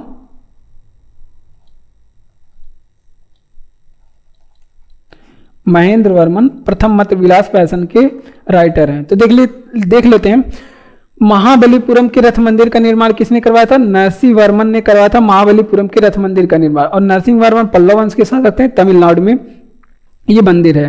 वहीं से आपसे पूछो कि पल्लव वंश के बारे में, पल्लव वंश के संस्थापक की बात करें कौन है, तो श्री विष्णु है पल्लव वंश के संस्थापक। पल्लव वंश की राजधानी कहाँ पे? कांचीपुरम में पल्लव वंश की राजधानी तमिलनाडु में स्थित है। पल्लव वंश की राजभाषा कौन सी है? तो पल्लव वंश की राजभाषा संस्कृत है। और मत विलास प्रहसन एक क्या बोलते हैं, एक ग्रंथ है, इसको किसने लिखा था? महेंद्र वर्मन प्रथम ने लिखा था। और द्रविड़ शैली का शुरुआत किसने किया? पल्लव वंश के लोगों ने ही द्रविड़ शैली का शुरुआत किया। बढ़ते हैं अपने अगले प्रश्न की ओर। महात्मा गांधी को राष्ट्रपिता किसने कहा था? सबसे पहले तो सुभाष चंद्र बोस ने महात्मा गांधी को राष्ट्रपिता कहा था। किसने? सुभाष चंद्र बोस ने। और महात्मा गांधी को महात्मा आपसे पूछे किसने कहा था? तो रविंद्रनाथ टैगोर ने महात्मा गांधी को महात्मा कहा। किसने? रविंद्रनाथ टैगोर ने कहा। ये भी आप लोग ध्यान रखेंगे। अब बात करते हैं सुभाष चंद्र बोस की। सुभाष चंद्र बोस की, तो अब आपसे पूछे कि सुभाष चंद्र बोस को नेताजी किसने कहा? तो आपसे पूछे कि सुभाष चंद्र बोस को नेताजी कहने वाले कौन है? एडोल्फ हिटलर थे। कौन? एडोल्फ हिटलर नेताजी का। और सुभाष चंद्र बोस को देश नायक किसने कहा था? सुभाष चंद्र बोस को देश नायक आपसे पूछे किसने कहा था? तो रविंद्रनाथ टैगोर ने सुभाष चंद्र बोस को देश नायक कहा। किसने? रविंद्रनाथ टैगोर ने। और वहीं आपसे पूछे कि राजा राम मोहन राय को राजा की उपाधि किसने दी? राजा राम मोहन राय को राजा की उपाधि किसने कहा? राजा की उपाधि किसने दिया? तो अकबर सेकंड ने दिया। किसने? अकबर सेकंड ने दिया राजा की उपाधि। तो इतनी चीजें आप लोग यहाँ से ध्यान रखेंगे क्योंकि ये इंपॉर्टेंट है। महात्मा गांधी को राष्ट्रपिता किसने कहा? सुभाष चंद्र बोस ने। और महात्मा गांधी को महात्मा कौन कह दिया था? तो रविंद्रनाथ टैगोर ने। और सुभाष चंद्र बोस की बात करें तो इन्हें नेताजी किसने कहा था? तो एडोल्फ हिटलर ने सुभाष चंद्र बोस को नेता कहा था। कौन? एडोल्फ हिटलर ने कहा था। वहीं आपसे पूछे कि सुभाष चंद्र बोस को देश नायक कह के कौन संबोधित किया था? तो रविंद्रनाथ टैगोर ने सुभाष चंद्र बोस को देश नायक कह के संबोधित किया था। अब बात करते हैं राजा की उपाधि राजा राम मोहन राय को किसने दिया था? तो राजा की उपाधि राजा राम मोहन राय को अकबर सेकंड ने दिया था। औरंगजेब ने दक्षिण में किन दो राज्यों को जीता? तो औरंगजेब ने दक्षिण में बीजापुर और गोलकुंडा को जीता था। किसको? बीजापुर को एंड गोलकुंडा को जीता था। अब बात करते हैं बीजापुर और गोलकुंडा को। बीजापुर को किससे जीता था औरंगजेब ने? तो देखिए बीजापुर को 1685 में जीता। और आपसे पूछे कि बीजापुर को किससे जीता था? तो ये आदिल शाह से जीता था। किससे? आदिल शाह सेकंड से जीता था बीजापुर को। और वहीं आपसे पूछे कि गोलकुंडा को कब जीता था औरंगजेब ने? 1687 में। और आपसे पूछे कि और औरंगजेब को क्या कहा जाता है? औरंगजेब के बारे में अब देखेंगे। औरंगजेब के बारे में तो इसको क्या कहा जाता है? औरंगजेब को इसे आलमगीर भी कहा जाता है। औरंगजेब को क्या कहा जाता है? आलमगीर भी कहा जाता है एंड जिंदा पीर भी कहा जाता है। क्या? जिंदा पीर। अभी हमने बताया किसे? औरंगजेब को आलमगीर भी कहा जाता है, जिंदा पीर भी कहा जाता है।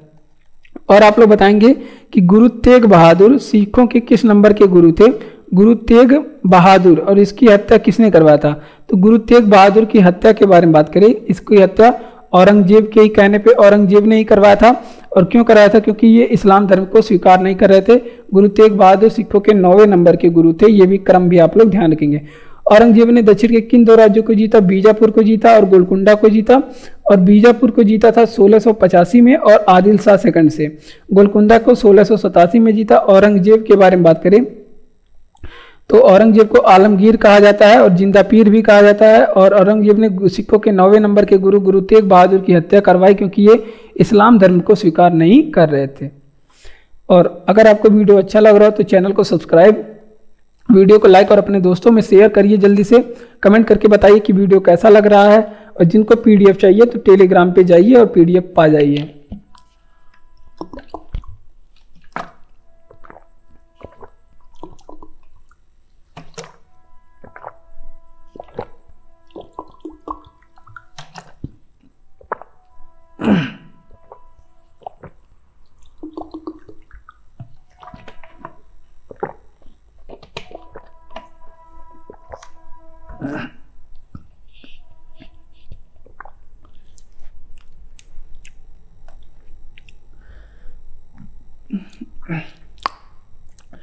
अगला प्रश्न है कि दिल्ली से दौलताबाद राजधानी को हस्तांतरण का आदेश किसने दिया?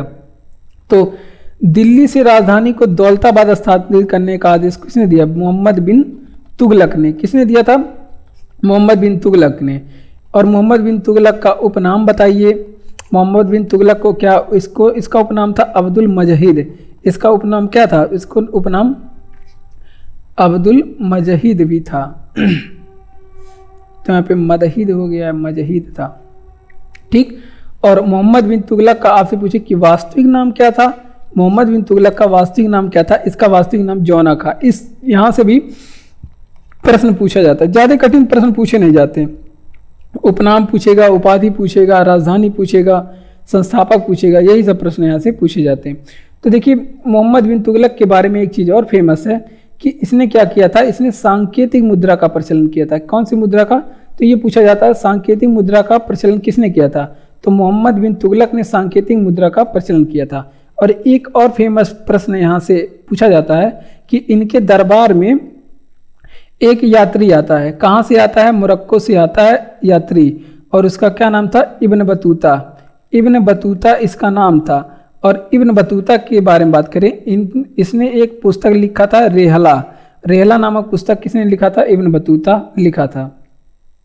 और मोहम्मद बिन तुगलक के बारे में बात कर लें तो इसे क्या कहा जाता है? इसे विरोधों का मिश्रण कहा जाता है। विरोधों का मिश्रण। ये योजनाएं बनाता था लेकिन लागू करता था, असफल हो जाती थी, और ये अपना अलग ही टाइप का था। तो इसी वजह से इसे बुद्धिमान पागल भी कहा जाता है। बुद्धिमान, जानकार तो बहुत था, लेकिन अब ये होता है कभी कभी कि सारी जानकारी होने के बाद भी क्या लोग सफल नहीं हो पाते हैं। तो ये भी चीज़ें होती हैं। अगर आपसे पूछे कि मोहम्मद बिन तुगलक का मृत्यु कहाँ पे हुआ था, तो ये भी आपसे पूछा जाता है कि ठट्टा में इसकी मृत्यु हुई थी। इंपॉर्टेंट प्रश्न है, पूछा जाता है। तो ये सारी चीज़ें आप लोग ध्यान रखेंगे। दिल्ली से दौलताबाद राजधानी को हस्तांतरण इसने ही किया था ताकि प्रशासन में सुविधा हो सके और मंगोलों से बचा जा सके। लेकिन इसकी ये नीति भी थोड़ा असफल हो जाती है क्योंकि सूखा वगैरह का यहाँ पे समस्या हो जाता है।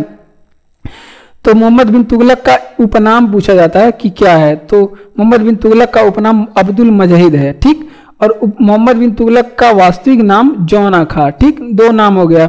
और सांकेतिक मुद्रा का प्रचलन किसने किया? मोहम्मद बिन तुगलक ने। विरोधों का मिश्रण किसे कहा जाता है? मोहम्मद बिन तुगलक को। बुद्धिमान पागल किसे कहा जाता है? मतलब एक बार बुद्धिमान कह के मान लो खंबे पे चढ़ाओ, पागल कह के नीचे गिरा दो, यही बात है।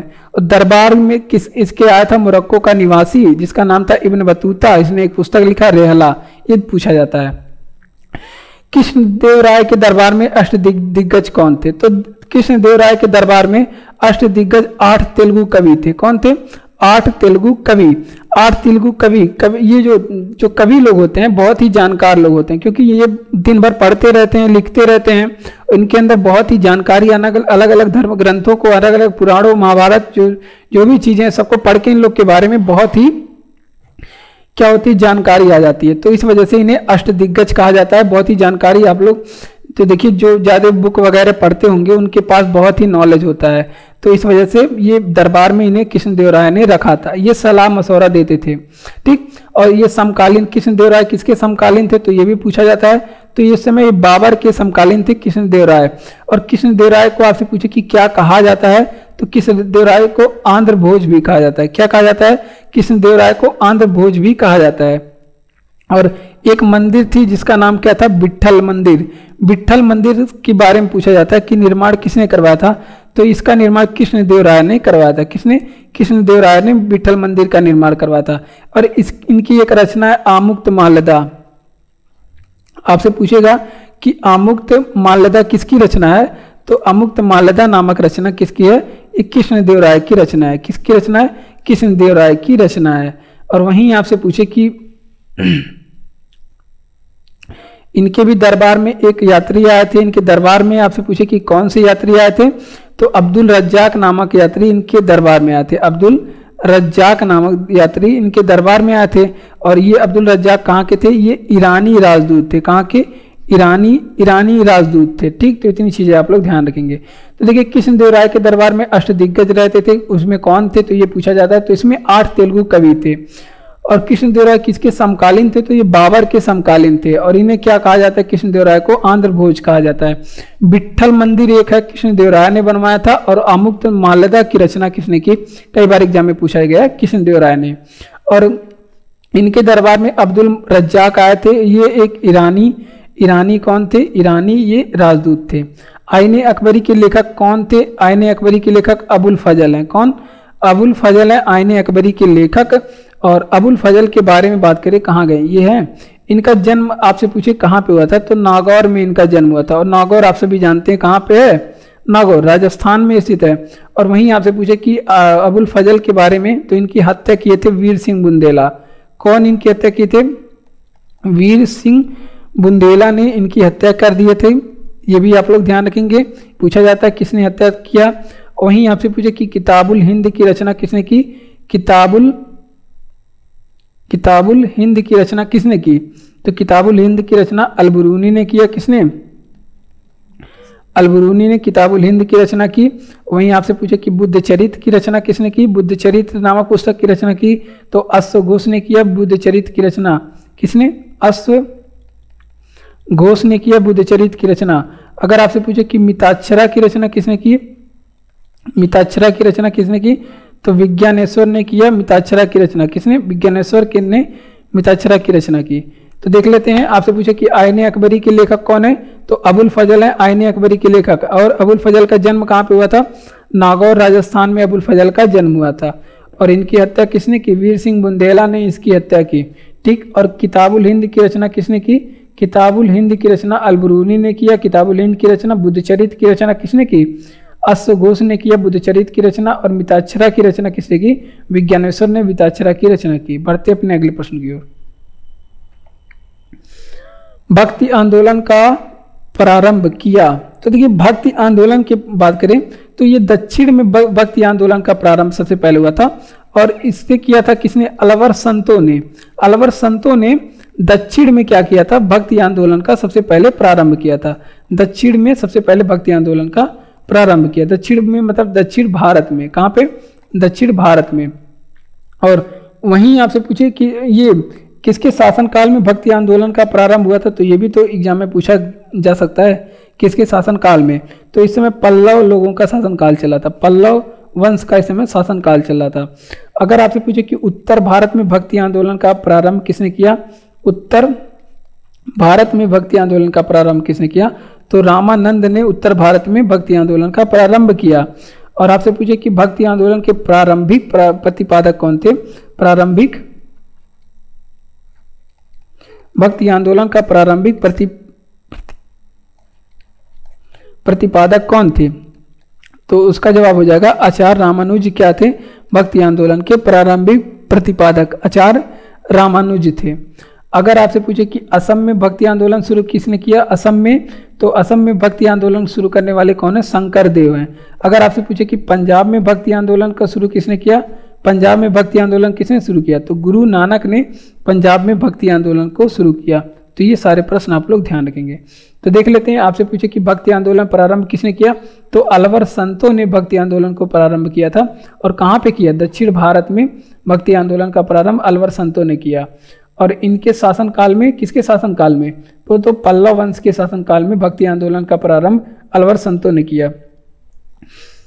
उत्तर भारत में भक्ति आंदोलन का प्रारंभ किसने किया, तो रामानंद ने उत्तर भारत में भक्ति आंदोलन का प्रारंभ किया था। ठीक, और प्रारंभिक प्रतिपादन भक्ति आंदोलन के कौन है, रामानुज है प्रारंभिक प्रतिपादन। असम में भक्ति आंदोलन का प्रतिपादक किसने किया, शंकर देव ने। पंजाब में भक्ति आंदोलन का प्रतिपादक गुरु नानक ने किया। रामकृष्ण मिशन के संस्थापक कौन थे, तो रामकृष्ण मिशन के संस्थापक विवेकानंद जी थे। विवेकानंद रामकृष्ण मिशन के संस्थापक 1987 में किया था। और इसका हेडक्वार्टर कहाँ पे बनाया था, वेलूर मठ कोलकाता में। कहाँ पे, वेलूर मठ कोलकाता में इसका हेडक्वार्टर बनाया। और आपसे पूछे कि विवेकानंद के गुरु का नाम था, रामकृष्ण विवेकानंद के गुरु का क्या नाम था, तो इन्हीं के नाम पे ही रामकृष्ण मिशन की स्थापना रामकृष्ण विवेकानंद के गुरु थे और इन्हीं के नाम पे, रामकृष्ण परमहंस के नाम पे इन्होंने क्या किया, रामकृष्ण मिशन की स्थापना की है। ठीक, और रामकृष्ण जयंती आपसे पूछे कि कब मनाई जाती है, तो ये भी इंपॉर्टेंट प्रश्न है। तो 17 फरवरी आप लोग डेट याद रखेंगे।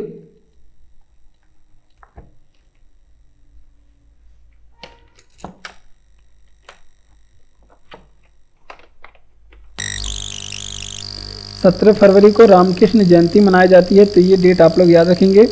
और रामकृष्ण जो थे इनका मूल नाम क्या था, रामकृष्ण का मूल नाम क्या था, इनका मूल नाम था गदाधर। क्या था मूल नाम इनका? गदाधर था।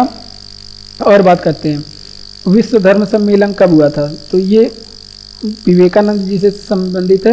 विश्व धर्म सम्मेलन की बात करें तो ये हुआ था 1993 में। कब हुआ था? 1893 में। और ये कहाँ पे हुआ था? शिकागो में हुआ था। कहाँ पे? शिकागो में हुआ था। और यहाँ पे भाग लेने कौन गए थे भारत की तरफ से? यहाँ पे भारत को संबोधित करने गए थे विवेकानंद। कौन थे? विवेकानंद जी गए थे। ठीक, तो ये सारी चीज़ें आप लोग ध्यान रखेंगे। रामकृष्ण मिशन की स्थापना विवेकानंद जी ने किया 1987 में किया और इसका हेडक्वार्टर बेलूर मठ कोलकाता में बनाया। और बात करते हैं किसके नाम पे, तो रामकृष्ण इनके गुरु थे, रामकृष्ण परमहंस के गुरु थे। रामकृष्ण जयंती मनाई जाती है 17 फरवरी के दिन पे। और इनका मूल नाम क्या था?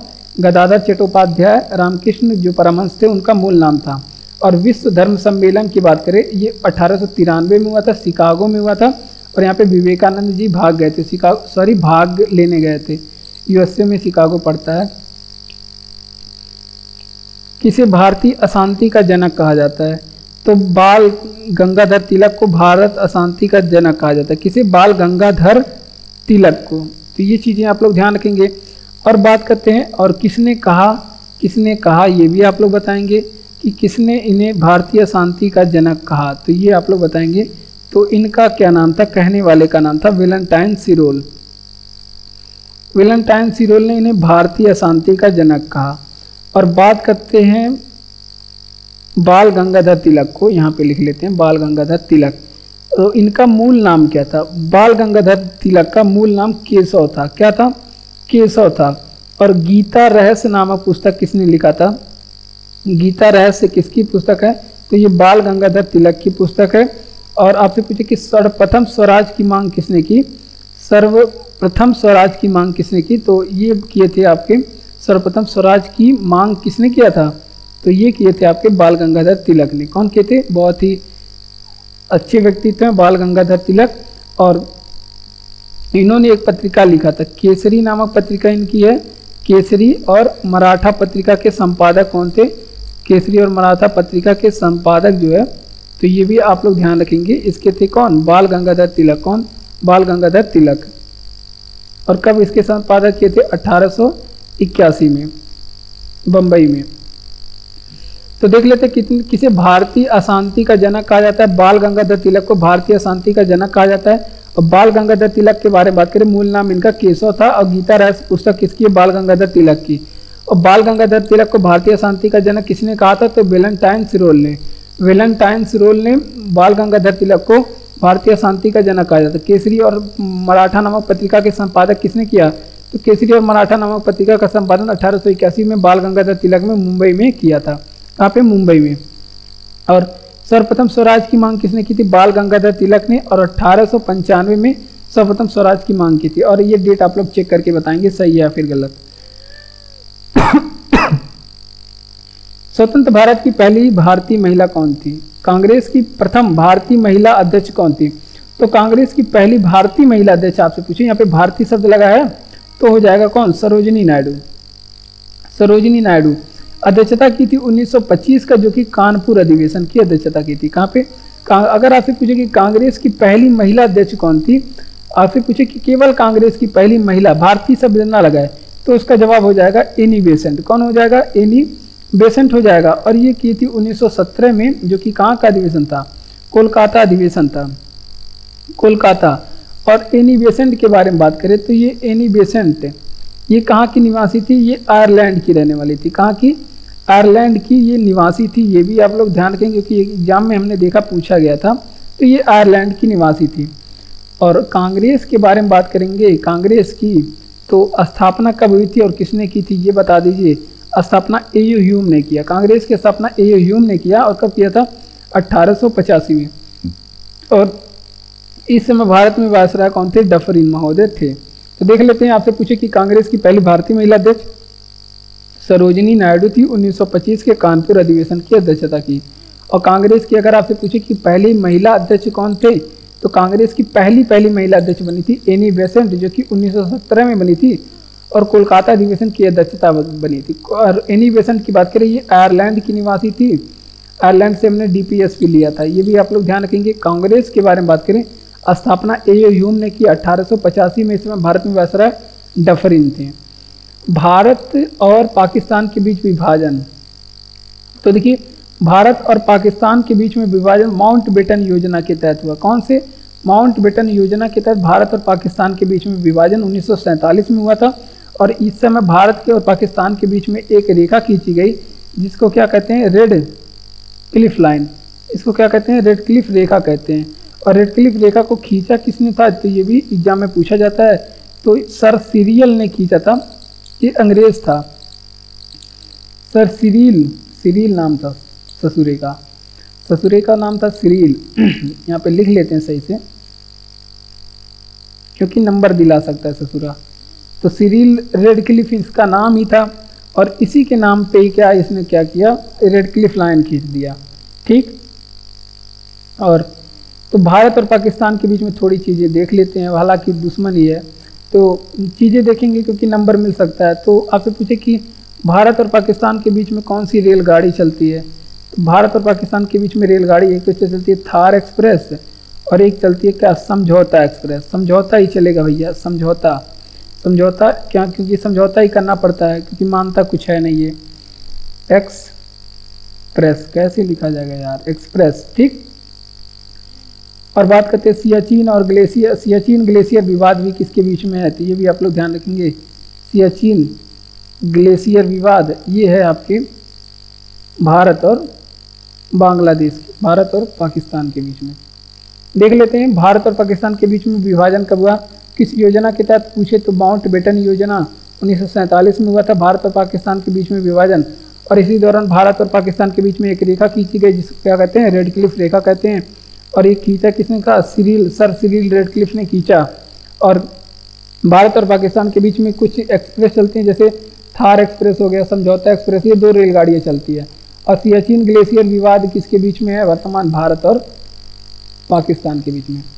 सारे जहाँ से अच्छा हिंदुस्तान हमारा किसने लिखा? हम बुलबुले हैं इसके, ये गुलदस्ता हमारा, ये गुलदस्ता हमारा मोहम्मद इकबाल ने लिखा था। कौन? मोहम्मद इकबाल।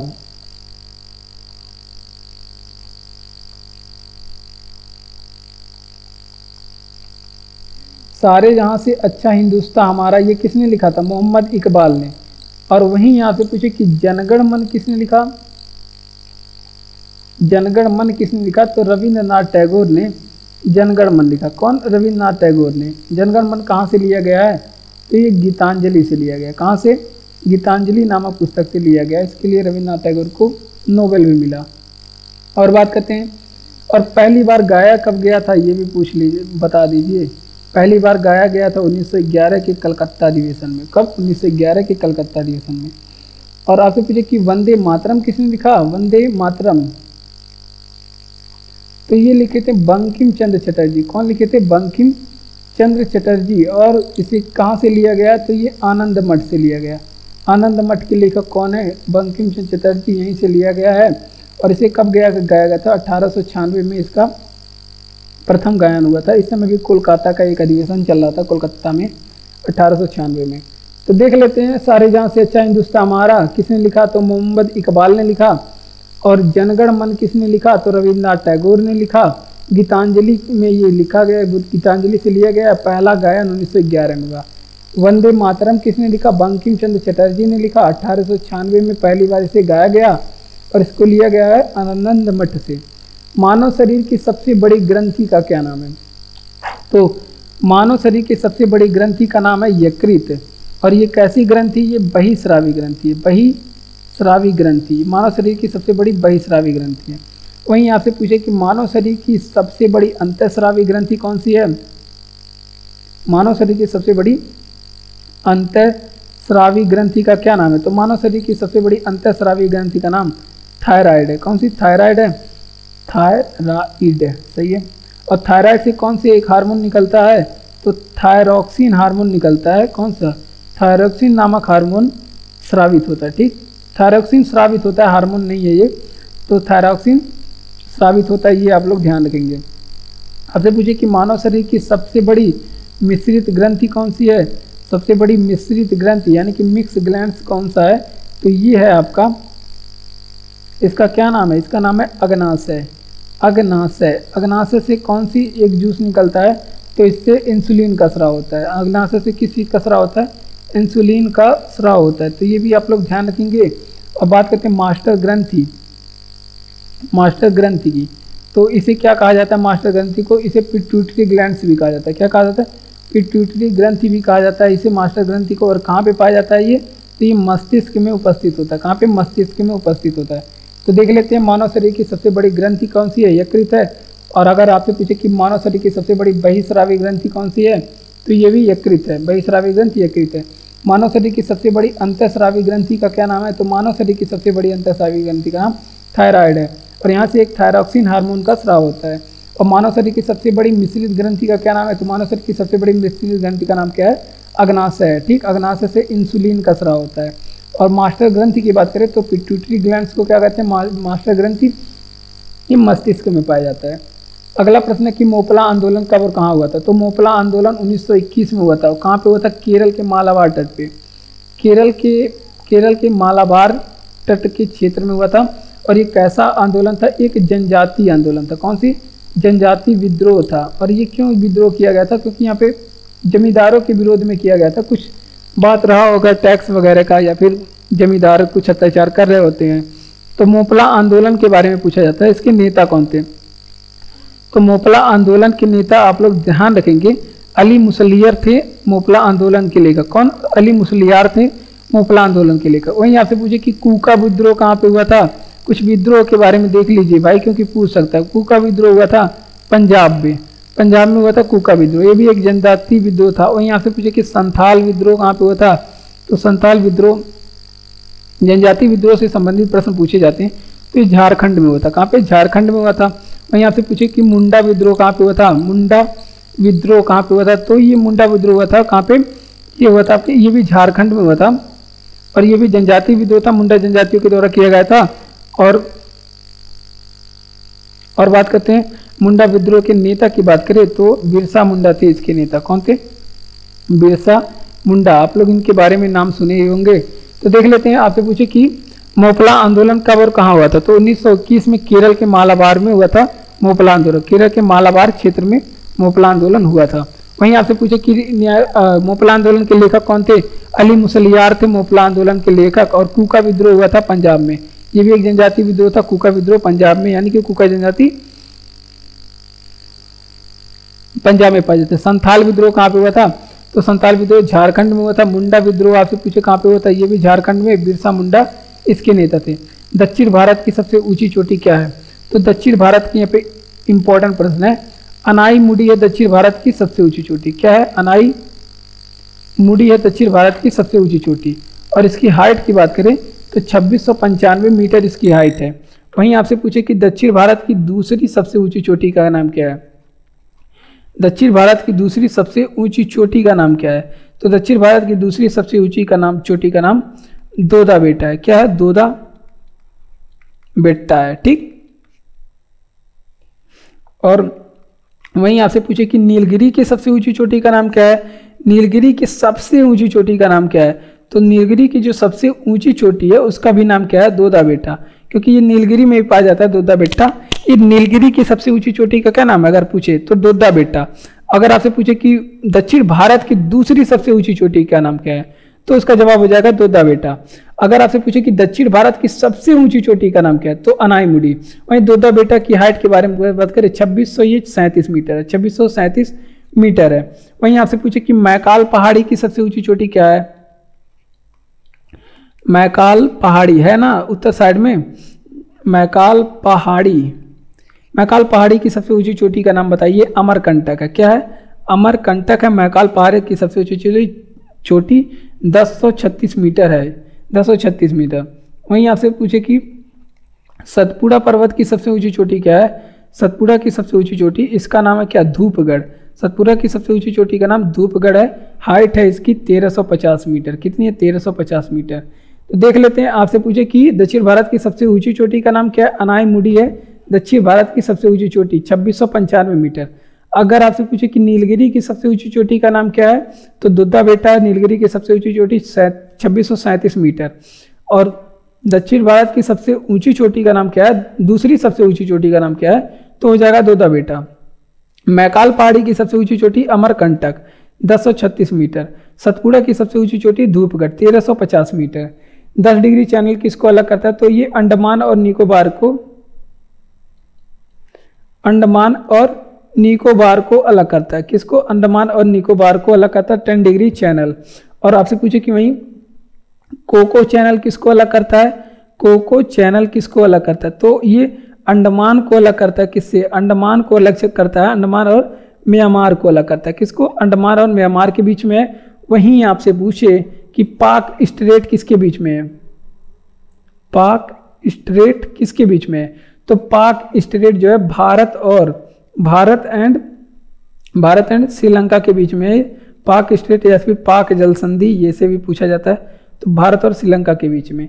अगर आपसे पूछे कि 8 डिग्री चैनल बताइए, 8 डिग्री चैनल, तो सबसे दक्षिण में पड़ता है एक देश जिसका क्या नाम है? मालदीव। मालदीव और एक हमारा है मिनिकॉय द्वीप, इसके बीच में है क्या? इसके बीच में है अपना 8 डिग्री चैनल। वहीं आपसे पूछे कि 9 डिग्री चैनल किसके बीच में है? तो 9 डिग्री चैनल ये मिनिकॉय और लक्षद्वीप के बीच में है। मिनिकॉय और लक्षद्वीप के बीच में है 9 डिग्री चैनल। तो ये सारी चीजें आप लोग यहाँ से ध्यान रखेंगे। तो देख लेते हैं 10 डिग्री चैनल किसके बीच में है? तो 10 डिग्री चैनल अंडमान और निकोबार के बीच में। 10 डिग्री चैनल किसके बीच में? अंडमान और निकोबार। कोको चैनल की बात करें तो ये अंडमान और म्यांमार के बीच में। कोको चैनल किसके बीच में? अंडमान और निकोबार के बीच में, सॉरी अंडमान और म्यांमार के बीच में। पाक स्ट्रेट ये भारत और श्रीलंका के बारे में बीच में स्थित है। पाक जल संधि भी भारत और श्रीलंका के बीच में। रामेश्वरम द्वीप भी भारत और श्रीलंका के बीच में है। और मन्नार की खाड़ी भी भारत और श्रीलंका के बीच में है। 8 डिग्री चैनल किसके बीच में है? मालदीव और मिनिकॉय द्वीप के बीच में है 8 डिग्री चैनल, मालदीव और मिनिकॉय द्वीप के बीच में। 9 डिग्री चैनल की बात करें तो ये मिनिकॉय और लक्षद्वीप के बीच में। 9 डिग्री चैनल मिनिकॉय और लक्षद्वीप के बीच में। ऐसे भी प्रश्न पूछ सकता है कि 8 डिग्री चैनल किसके बीच में है? तो हो सकता हो कि मालदीव और लक्षद्वीप ऑप्शन दे दे, तो ये सही हो जाएगा। अगर 9 डिग्री चैनल भी पूछता है किसके बीच में है, तो भी ये ऑप्शन दे देगा लक्षद्वीप और मालदीव के बीच में, तो भी ये सही हो सकता है। ऐसे भी आप सही कर सकते हैं। अगर आपसे पूछे कि लखनऊ समझौता किसके बीच में हुआ था, तो लखनऊ समझौता 1916 में हुआ था, 1916 में, और कांग्रेस और मुस्लिम लीग के बीच में, कांग्रेस एंड मुस्लिम लीग के बीच में हुआ था लखनऊ समझौता। और ये इसके अध्यक्ष थे, लखनऊ अधिवेशन जो था इसके अध्यक्ष कौन थे इस समय पूछा जाता है, तो इसके अध्यक्ष अंबिका चरण मजूमदार। कौन थे? अंबिका चरण मजूमदार। ठीक, ये सारी चीजें आप लोग ध्यान रखेंगे। तो देख लेते हैं लखनऊ समझौता कब हुआ था? 1916 में, कांग्रेस और मुस्लिम लीग के बीच में हुआ था।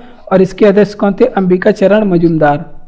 बात करते हैं सबसे कम समय में चक्कर लगाने वाला ग्रह कौन सा, तो सबसे नजदीक ग्रह सूर्य के कौन सा? सबसे नजदीक ग्रह जो होगा वही तो सबसे कम समय में चक्कर लगाएगा। तो सबसे नजदीक ग्रह है बुध। बुध ऐसे नहीं लिखेगा जाएगा, बुध सबसे नजदीक ग्रह कौन सा? बुध। और ये सूर्य का चक्कर लगाता है कितने दिन में? मात्र 88 दिन में सूर्य का चक्कर लगा लेता है। ठीक, तो सबसे पहले ये चक्कर लगाता है, क्योंकि ये सबसे नजदीक है तो सबसे पहले चक्कर लगाता है। और सबसे छोटा ग्रह भी कौन सा है? सौरमंडल का सबसे छोटा ग्रह आपसे पूछे कौन सा है, तो भी इसका जवाब क्या हो जाएगा? बुध सौरमंडल का सबसे छोटा ग्रह है। अब आपसे पूछे कि बिना उपग्रह वाले ग्रह कौन से है? सौरमंडल में बिना उपग्रह वाले ग्रह कौन से? 2 ग्रह जिनके उपग्रह नहीं है, एक बुध और एक कौन से? शनि। ये दोनों ग्रह के उपग्रह नहीं है। ठीक, सॉरी, बुध और शुक्र के पास उपग्रह नहीं है। अगर आपसे पूछे कि दूर सूर्य से सबसे दूर कौन से ग्रह स्थित है, सबसे निकट ग्रह कौन सा है? बुध। लेकिन आपसे पूछे कि सूर्य से सबसे दूर कौन सा ग्रह स्थित है, तो उसका नाम अंग्रेजी में नेपच्यून कहते हैं और वरुण। वरुण है या फिर वरुण कह सकते हैं। तो ये सबसे सूर्य से दूर है, और सबसे दूर है तो इस वजह से ये सबसे ठंडा ग्रह भी होता है, सौरमंडल का सबसे ठंडा ग्रह भी इसे कहते हैं। और इसका परिक्रमण काल आपसे पूछ ले अगर कि इसका परिक्रमण काल कितना है, तो ये सबसे देर में सूर्य का चक्कर लगाता है 165 वर्ष में। ठीक, अगर आपसे पूछे कि सबसे कम समय में सूर्य का चक्कर कौन सा ग्रह लगाता है, तो जो सबसे नजदीक होगा वही सबसे कम समय में। तो सबसे नजदीक ग्रह है बुध, सबसे छोटा ग्रह भी है बुध, और सबसे कम समय में चक्कर लगाता है कौन, बुध। कितने दिन में चक्कर लगाएगा, 88 दिन में। ठीक, अगर आपसे पूछे कि बिना उपग्रह वाले, और आप कितने समय से चक्कर लगा रहे हैं, कुछ नहीं हुआ अभी तक, और बिना उपग्रह वाले ग्रह कौन से हैं, एक तो है आपका बुध और एक है आपका शनि। ये दो ग्रह ऐसे हैं जिनके पास उपग्रह नहीं है, सॉरी शुक्र।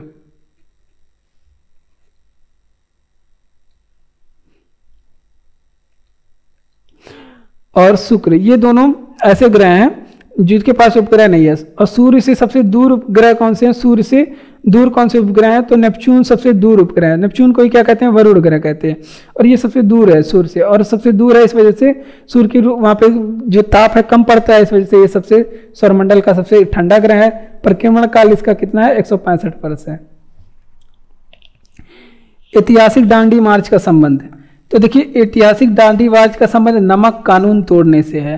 किससे है, नमक कानून तोड़ने से है ऐतिहासिक दांडी मार्च का संबंध।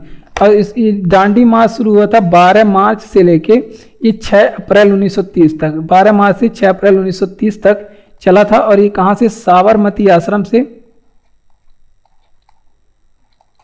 साबरमती आश्रम से दांडी तक चला था। कहां पे, दांडी तक ये यात्रा चला था। और ये कितने दूरी आपसे पूछे कितनी थी, तो अगर मील में पूछे तो 241 मील की ये दूरी थी। कितनी, 241 मील की दूरी थी। अगर किलोमीटर में पूछे तो 385 किलोमीटर ये दूरी थी। और इसको तय करने में दिन कितना लगा था, तो ये 24 दिन का समय लगा था। और इससे पूछा जाता है कि इसमें गांधी जी के साथ कितने अनुयायी थे, गांधी जी को लेकर 79 थे, 78 मिल सकता है। तो गांधी जी के सहित 79 अनुयायी इसमें थे। और वहीं आपसे पूछे कि इसके चलते, तो इसके बाद ही गांधी जी ने क्या किया था, सविनय अवज्ञा आंदोलन शुरू किया था। कौन सा आंदोलन, सविनय अवज्ञा आंदोलन। कब शुरू किया था, इसके चलते गांधी जी ने 1930 में शुरू किया था। तो ये सारी चीजें आप लोग यहाँ से ध्यान रखेंगे। तो देख लेते हैं ऐतिहासिक दांडी मार्च का संबंध किससे, तो नमक कानून तोड़ने से है ऐतिहासिक दांडी मार्च का संबंध। दांडी मार्च गांधी जी ने शुरू किया था 12 मार्च से लेकर 6 अप्रैल तक चला था 1930 तक। और ये साबरमती आश्रम से दांडी पहुंच करके ये नमक उठा के नमक कानून तोड़ते हैं। और कितनी दूरी थी साबरमती आश्रम से दांडी तक, 241 मील या फिर 385 किलोमीटर, दोनों एग्जाम में पूछा गया है। और कितने दिन का समय लगा था, 24 दिन का समय। और इस समय गांधी जी के अनुयायी 79 लोग थे। और सविनय अवज्ञा आंदोलन की बात करें, इसने गांधी जी ने 1930 में इसे शुरू किया था। बात करते हैं खट्टे फलों में कौन सा अम्ल होता है, तो खट्टे फलों में साइट्रिक एसिड होता है। कौन सा एसिड होता है, खट्टे फलों में साइट्रिक एसिड होता है। तो ये भी आप लोग ध्यान रखेंगे। और बात करते हैं दही खट्टा क्यों, किस वजह से होता है, दही खट्टा किस एसिड के कारण होता है, तो इसमें होता है लैक्टिक एसिड। लैक्टिक अम्ल के कारण दही खट्टा होता है। कौन सा अम्ल, लैक्टिक अम्ल के कारण। और आपसे पूछे कि अम्ल क्या करता है, तो अम्ल क्या करता है, ये नीले लिटमस पेपर को क्या करता है, नीले लिटमस को क्या कर देता है, नीले लिटमस को लाल कर देता है, अम्ल का गुण होता है। और अम्ल का पीएच मान ये क्या होता है, सदैव 7 से कम होता है। अम्ल का पीएच मान क्या होता है, सदैव 7 से कम होता है। वहीं आपसे पूछे कि सिरका में कौन सा अम्ल होता है, तो एसिटिक अम्ल होता है सिरका में। कौन सा अम्ल होता है, एसिटिक अम्ल होता है। और आपसे पूछे कि लाल चींटी के काटने से लाल चींटियों के डंक में कौन सा अम्ल होता है, तो लाल चींटी के डंक में फार्मिक अम्ल होता है। कौन सा, फार्मिक अम्ल होता है। अगर आपसे पूछे कि यूरिक अम्ल कहाँ पे होता है, यूरिक अम्ल, तो यूरिक अम्ल कहाँ पे होता है, मूत्र में पाया जाता है। यूरिक अम्ल मूत्र में होता है। ठीक, तो देख लेते हैं। आपसे पूछे कि खट्टे फलों में कौन सा अम्ल होता है, तो साइट्रिक अम्ल होता है खट्टे फलों में। साइट्रिक अम्ल होता है खट्टे फलों में।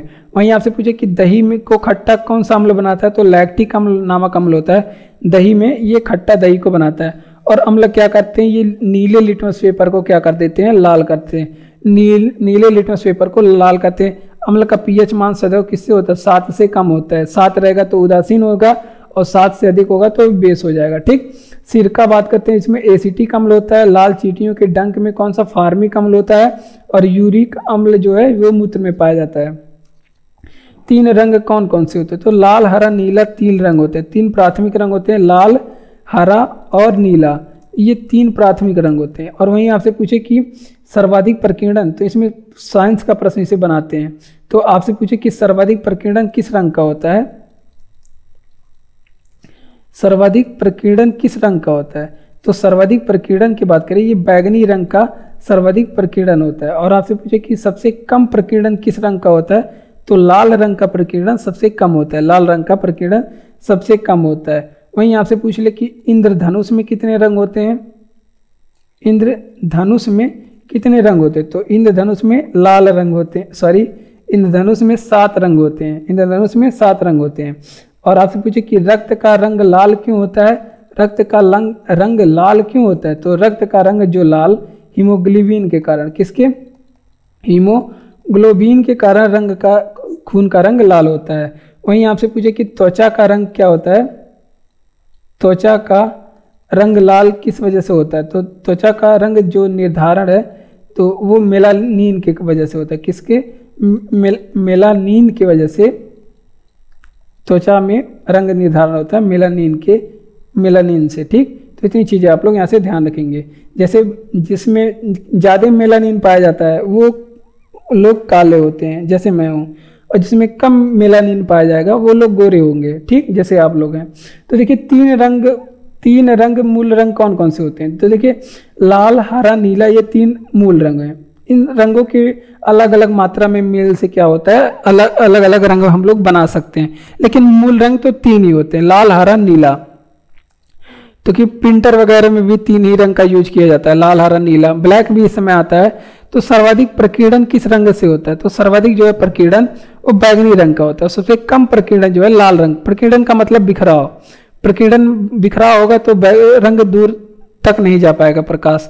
ठीक, और इंद्रधनुष में बात करें इसमें 7 रंग होते हैं, इंद्रधनुष में 7 रंग। और लाल रंग की बात करें, लाल रंग रक्त का लाल रंग हीमोग्लोबिन के कारण होता है। और त्वचा का रंग निर्धारण मेलानिन से होता है, जिसमें अभी हमने बताया ही। बढ़ते हैं अगले प्रश्न की ओर। अगला प्रश्न है कौन सा तत्व समान ताप में ठोस अवस्था में रहता है, तो देखिए आयोडीन समान ताप में ठोस अवस्था में रहता है, आयोडीन।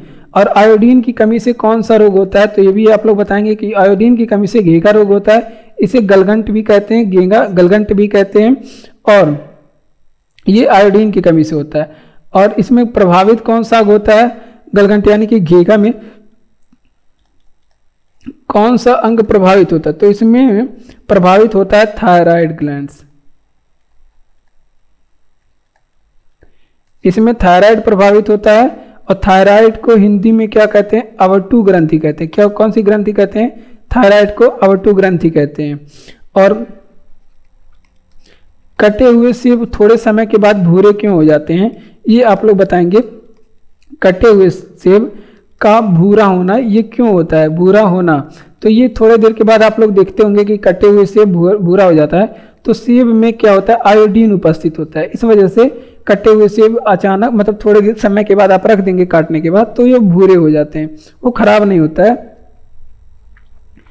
और आपसे पूछ ले अगर कि किस अधातु में चमक पाई जाती है, तो किस अधातु में आपसे पूछे कि अधातु में चमक होती है, तो ऐसी कौन सी अधातु है जिसमें चमक होती है, तो एक तो आप लोग ग्रेफाइट, ये अधातु होती है, इसमें चमक भी होती है, करंट भी फ्लो होता है। और एक आयोडीन, इसमें भी क्या होती है, चमक होती है। चमक का मतलब कैसा चमक, धात्विक चमक, धात्विक चमक। अगर मतलब धात्विक चमक का मतलब अगर काला है तो भी वो चमकेगा, सफेद है तो चमकेगा ही चमकेगा, पीला है तो भी चमकेगा, तो ये होती है धात्विक कलर। कौन सा तत्व समान अवस्था में ठोस अवस्था में, समान ताप पर ठोस अवस्था में, तो आयोडीन समान ताप पे ठोस अवस्था में। आयोडीन आ गया तो इससे संबंधित प्रश्न देख लेते हैं। आयोडीन की कमी से घेंघा रोग होता है, गलगंट या फिर इसे गलसुआ भी कहते हैं। और इस घेंघा रोग में प्रभावित कौन सा ग्रंथि होता है, तो इसमें थायराइड ग्लैंड्स प्रभावित होता है। थायराइड को हिंदी में अवटु ग्रंथि भी कहते हैं, ये भी आप लोग ध्यान रखेंगे, क्योंकि अगर ऑप्शन हिंदी में गया तो आप गए काम से। कटे हुए सेब का थोड़े देर के बाद भूरा हो जाता है, तो ये आयोडीन उसमें उपस्थित होता है, इस वजह से होता है, उपस्थित होता है क्या, आयोडीन। ठीक। और किस अधातु में चमक होती है, तो ग्रेफाइट और आयोडीन दोनों में क्या होती है, चमक होती है। भारत की सबसे पुरानी पर्वत श्रृंखला कौन सी है? अरावली पर्वत श्रृंखला भारत की सबसे पुरानी पर्वत श्रृंखला है। और अरावली पर्वत श्रृंखला की सबसे ऊंची चोटी का क्या नाम है, गुरु शिखर। और इसकी ऊंचाई कितनी है, 1722 मीटर। और अरावली पर्वत श्रृंखला की आपसे पूछे कि आयु कितनी है, तो 570 मिलियन ईयर, 570 मिलियन वर्ष इसकी आयु है अरावली पर्वत। और वर्तमान समय में अरावली एक अवशिष्ट पर्वत का उदाहरण है। किस पर्वत का, अवशिष्ट पर्वत का उदाहरण हो चुका है। अरावली पर्वत से कुछ नदियों का उद्गम होता है, वो पूछा जाता है कौन सी, जैसे लूनी नदी अरावली से निकलती है। बनास नदी आपसे पूछे कि कहाँ से निकलती है, बनास नदी, तो ये सभी अरावली से निकलने वाली नदियां हैं। और माउंट आबू कहाँ पे स्थित है, माउंट आबू। और माउंट आबू फेमस क्यों है, तो ये स्थित कहाँ पे है माउंट आबू, तो ये अरावली पे स्थित है। कहाँ पे, अरावली पे ही स्थित है माउंट आबू। और यहाँ पे एक दिलवाड़ा, यहाँ पे जैन मंदिर स्थित है, दिलवाड़ा का जैन मंदिर, जिसे तेजपाल और वास्तुपाल ने बनाया था। और सर्वाधिक विस्तार अरावली पर्वत का आपसे पूछे कि सर्वाधिक विस्तार किस राज्य में है, तो अरावली पर्वत का सर्वाधिक विस्तार राजस्थान राज्य में। किस राज्य में, राजस्थान में है। और पिपली घाट दर्रा आपसे पूछे कहाँ पे, पिपली घाट दर्रा भी कहाँ पे, ये अरावली में। कहाँ पे, ये अरावली में स्थित है। तो ये सारी चीजें यहाँ पे आप लोग ध्यान रखेंगे। तो देख लेते हैं, भारत की सबसे पुरानी पर्वत श्रृंखला अरावली पर्वत श्रृंखला, इसकी सबसे ऊंची चोटी का नाम गुरु शिखर है, 1722 मीटर इसकी हाइट है। और अरावली की अनुमानित आयु 570 मिलियन वर्ष है। और वर्तमान समय अरावली पर्वत एक अवशिष्ट पर्वत का एग्जाम्पल रह चुका है। अरावली से कुछ नदियां निकलती है, रूनी नदी, बनास नदी, ये सभी अरावली से निकलने वाली नदियां। माउंट आबू जो है ये स्थित है अरावली पे, इससे एक जैन मंदिर स्थित है, दिलवाड़ा का जैन मंदिर जिसे कहते हैं। सर्वाधिक विस्तार अरावली का राजस्थान में, पिपली घाट दर्रा अरावली में स्थित है। बढ़ते हैं अगले प्रश्न की ओर। 10 नंबर प्रश्न हमारा आखिरी प्रश्न है। न्यूट्रॉन की खोज किसने की, जेम्स चैडविक ने किया था। न्यूट्रॉन की खोज जेम्स चैडविक ने किया था। और वहीं आपसे पूछे कि न्यूट्रॉन क्या होता है, न्यूट्रॉन के बारे में बात करें तो ये एक, न्यूट्रॉन के बारे में बात करें, ये एक आवेश रहित कण है। कौन सा,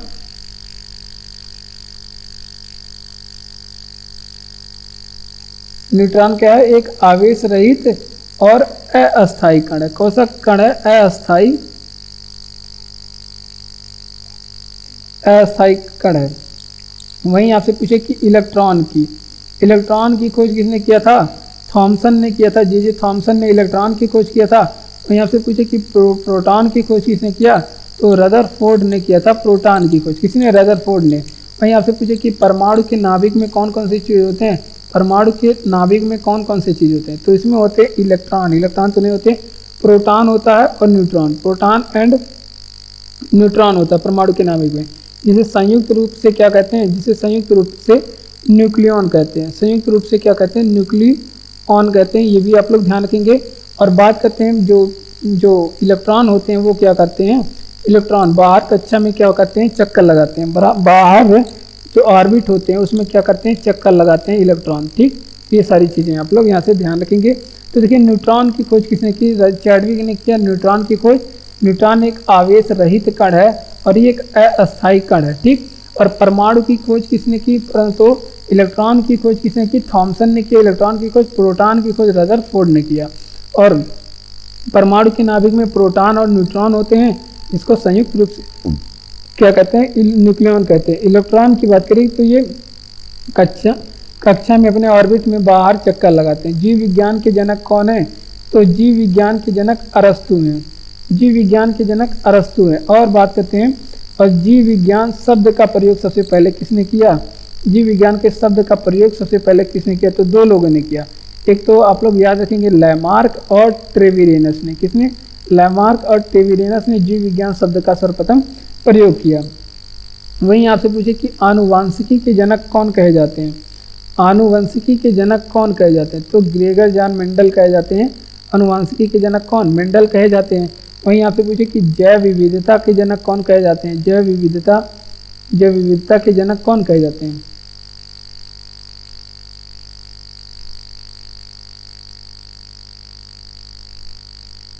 जैव विविधता के जनक कौन कहे जाते हैं? तो ईओ विल्सन कहे जाते हैं जैव विविधता के जनक। कौन? ईओ विल्सन कहे जाते हैं जैव विविधता के जनक। वहीं आपसे पूछे कि वनस्पति विज्ञान के जनक कौन कहे जाते हैं? वनस्पति विज्ञान के जनक कौन कहे जाते हैं? तो थियोफ्रेस्टस कहे जाते हैं। वनस्पति विज्ञान के जनक कौन कहे जाते हैं? थियोफ्रेस्टस कहे जाते हैं। ठीक, तो इतनी चीज़ें आप लोग यहाँ से ध्यान रखेंगे। जीव विज्ञान के जनक अरस्तु हैं और जीव विज्ञान शब्द का प्रयोग किसने किया? लैमार्क और ट्रेविरिनस ने सर्वप्रथम जीव विज्ञान शब्द का प्रयोग। अनुवांशिकी के जनक कौन है? मेंडल है अनुवांशिकी के जनक। वनस्पति विज्ञान के जनक कौन है? थियोफ्रेस्टस है। और जैव विविधता के जनक कौन है? ईओ विल्सन है। बुलेट प्रूफ जैकेट के उपयोग में किसका बहुलक का प्रयोग करते हैं? तो बुलेट प्रूफ जैकेट बनाने के समय जो बहुलक होता है उसका नाम क्या है? केवलर। इसका क्या नाम है? केवलर है। और पॉलीकार्बोनेट है। ठीक, पॉलीकार्बोनेट, ठीक, इसके बहुलक हैं। अगर आपसे पूछे कि रबड़ का बहुलक क्या है? रबड़ किसका बहुलक है? रबड़ आपसे पूछे कि किसका बहुलक है, तो रबर ये आइसोप्रीन का बहुलक है। किसका? आइसोप्रीन का बहुलक क्या है? रबर। क्या है? आइसोप्रीन का बहुलक है रबर। और वहीं आपसे पूछे कि ग्लाइकोजन, स्टार्च और सेलुलोज, ग्लाइकोजन की बात करें या फिर स्टार्च की बात करें या फिर सेल्यूलोज की बात करें, सेल्यूलोज की बात करें, ये किसका जो है ये किसका बहुलक होते हैं? तो इसका बहुलक क्या है? तो इसका बहुलक है, तो इसका ये किसके बहुलक होते हैं? ये आपके ये ग्लूकोज के बहुलक होते हैं। किसके? ग्लूकोज के। वहीं आपसे पूछे कि पॉलीथीन किसका बहुलक होता है? पॉलीथीन। पॉलीथीन एग्जाम में पूछा गया, पॉलीथीन किसके बहुलक होते हैं? तो ये होता है आपका एथिलीन का। किसका? एथिलीन का। वैसे आपसे पूछे कि पॉलीथीन है क्या? तो पॉलीथीन आपसे पूछ लिया है क्या? तो ये थर्मोप्लास्टिक है। क्या है? पॉलीथीन एक थर्मोप्लास्टिक में आता है। इतनी चीजें आप लोग यहाँ से ध्यान रखेंगे। तो देख लेते हैं बुलेट प्रूफ जैकेट का उपयुक्त बहुलक है। तो बुलेट प्रूफ जैकेट में जो बहुलक का उपयोग होता है उसमें केवलर भी होता है, केवलर का भी उपयोग करते हैं और एक पॉलीकार्बोनेट का भी उपयोग करते हैं। और रबड़ में कौन सा बहुलक होता है? तो आइसोप्रीन नामक बहुलक होता है रबड़ में। ग्लाइकोजन, स्टार्च और सेलुलोज में आपसे पूछ रहे कौन सा बहुलक है? तो ग्लूकोज के बहुलक हैं। ठीक, ग्लूकोज के। पॉलीथीन किसके बहुलक हैं? एथिलीन के बहुलक हैं। पॉलीथीन, एथिलीन के, C2H4। और पॉलीथीन क्या होता है? ये थर्मोप्लास्टिक है। अगला प्रश्न है कि राष्ट्रपति किसकी सलाह पे लोकसभा भंग करते हैं? तो राष्ट्रपति जो है प्रधानमंत्री की सलाह पे लोकसभा को भंग करते हैं। प्रधानमंत्री की सलाह पे अनुच्छेद आपसे पूछे कि किसके तहत लोकसभा को भंग किया जाता है राष्ट्रपति के द्वारा? तो अनुच्छेद 85 के तहत। और लोकसभा आर्टिकल कितने में है? लोकसभा आर्टिकल कितने में है? तो लोकसभा आर्टिकल 81 में है। वहीं आपसे पूछे कि राष्ट्रपति आर्टिकल कितने में कहा गया भारत में एक राष्ट्रपति होगा? आर्टिकल 52 में। आर्टिकल सुप्रीम कोर्ट को परामर्श किस आर्टिकल से के द्वारा लेता है या फिर देता है? सुप्रीम कोर्ट को परामर्श आर्टिकल किस आर्टिकल के द्वारा सुप्रीम कोर्ट को परामर्श आर्टिकल 143 के द्वारा देता है? वहीं आपसे पूछे कि तीनों सेनाओं के प्रमुख कौन होते हैं? तीनों सेनाओं के प्रमुख कौन होते हैं? तो तीनों सेनाओं के प्रमुख राष्ट्रपति महोदय जी होते हैं। भारतीय सेना, थल सेना, वायुसेना, नौसेना के सर्वोच्च सेनापति राष्ट्रपति साहब होते हैं। ठीक, तो इतनी चीजें आप लोग यहाँ से ध्यान रखेंगे। तो देख लेते हैं राष्ट्रपति किसकी सलाह पे लोकसभा भंग करता है? तो राष्ट्रपति प्रधानमंत्री की सलाह पे अनुच्छेद 85 का उपयोग करके लोकसभा भंग करता है। भारत में लोकसभा का गठन किस अनुच्छेद में? अनुच्छेद 81 में है। भारत में एक राष्ट्रपति होगा, बात कही गई है अनुच्छेद 52 में। सुप्रीम कोर्ट से परामर्श किस आर्टिकल के तहत लेता है राष्ट्रपति? तो राष्ट्रपति सुप्रीम कोर्ट से परामर्श लेता है आर्टिकल 143 के तहत। वहीं यहाँ से पूछे कि तीनों सेनाओं के सर्वोच्च सेना प्रमुख कौन होते हैं? तो राष्ट्रपति होते हैं। फलों को कृत्रिम तरह से पकाने के लिए कौन सी गैस का उपयोग करता है? तो इसके लिए एसिटिलीन का उपयोग करते हैं। कौन से? एसिटिलीन गैस का उपयोग करते हैं फलों को कृत्रिम तरीके से पकाने के लिए। वहीं यहाँ से पूछे कि गैस बिल्डिंग में कौन सी गैस का उपयोग करते हैं? गैस बिल्डिंग में, तो गैस बिल्डिंग में ऑक्सीजन का भी उपयोग करते हैं। ऑक्सीजन का उपयोग करते हैं, साथ में इसी के साथ में किसके उपयोग? एसिटिलीन का भी उपयोग करते हैं। किसकी? एसिटिलीन और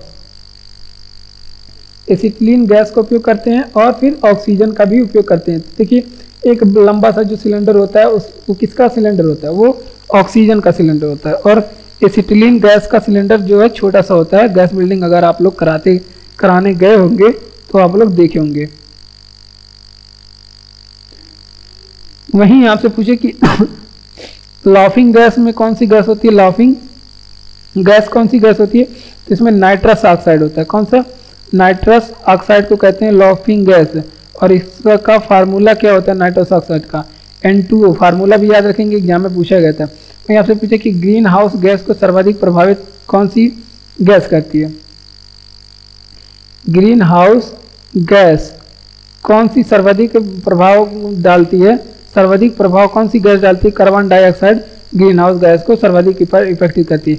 अगर आपसे पूछे कि गोबर गैस में कौन सी गैस होती है, या फिर आपसे पूछे कि CNG में कौन सी गैस होती है, तो इसका जवाब कौन सा हो जाएगा, मीथेन गैस होता है। कौन सा, मीथेन गैस गोबर गैस और CNG में होता है। LPG में आपसे पूछ ले कौन सी गैस होती है, तो इसमें दो गैस आप लोग याद रखेंगे, ब्यूटेन एंड प्रोपेन। जो गैस में खाना बनाने वाला प्रोपेन, ये LPG गैस में होता है। ठीक, तो देख लेते हैं फलों को कितनी तरह से पकाने के लिए एसिटिलीन का उपयोग करते हैं। गैस बिल्डिंग में ऑक्सीजन का भी उपयोग करते हैं और एसिटिलीन दोनों का उपयोग करते हैं। और लाफिंग गैस कौन सी होती है, nitrous oxide. Laughing gas N2O होता है। और ग्रीन हाउस गैस को सर्वाधिक प्रभावित, ग्रीन हाउस को सर्वाधिक प्रभावित करने वाली गैस कार्बन डाइऑक्साइड सर्वाधिक प्रभावित। और गोबर गैस में CNG और मीथेन होता है। और LPG में कौन सी, गोबर गैस और CNG में कौन सी गैस होती है, मीथेन होती है। और LPG में ब्यूटेन और प्रोपेन नामक गैस होता है, प्रोपेन। ठीक, बढ़ते हैं अपने अगले प्रश्न की ओर। तो जय हिंद, धन्यवाद। आज के वीडियो में बस इतना ही। वीडियो अच्छा लग रहा हो आपको तो लाइक करिए, चैनल को सब्सक्राइब करिए, अपने दोस्तों को शेयर करके इस वीडियो के बारे में बताइए, जिससे वो भी अपनी तैयारी अच्छे से कर सके। धन्यवाद।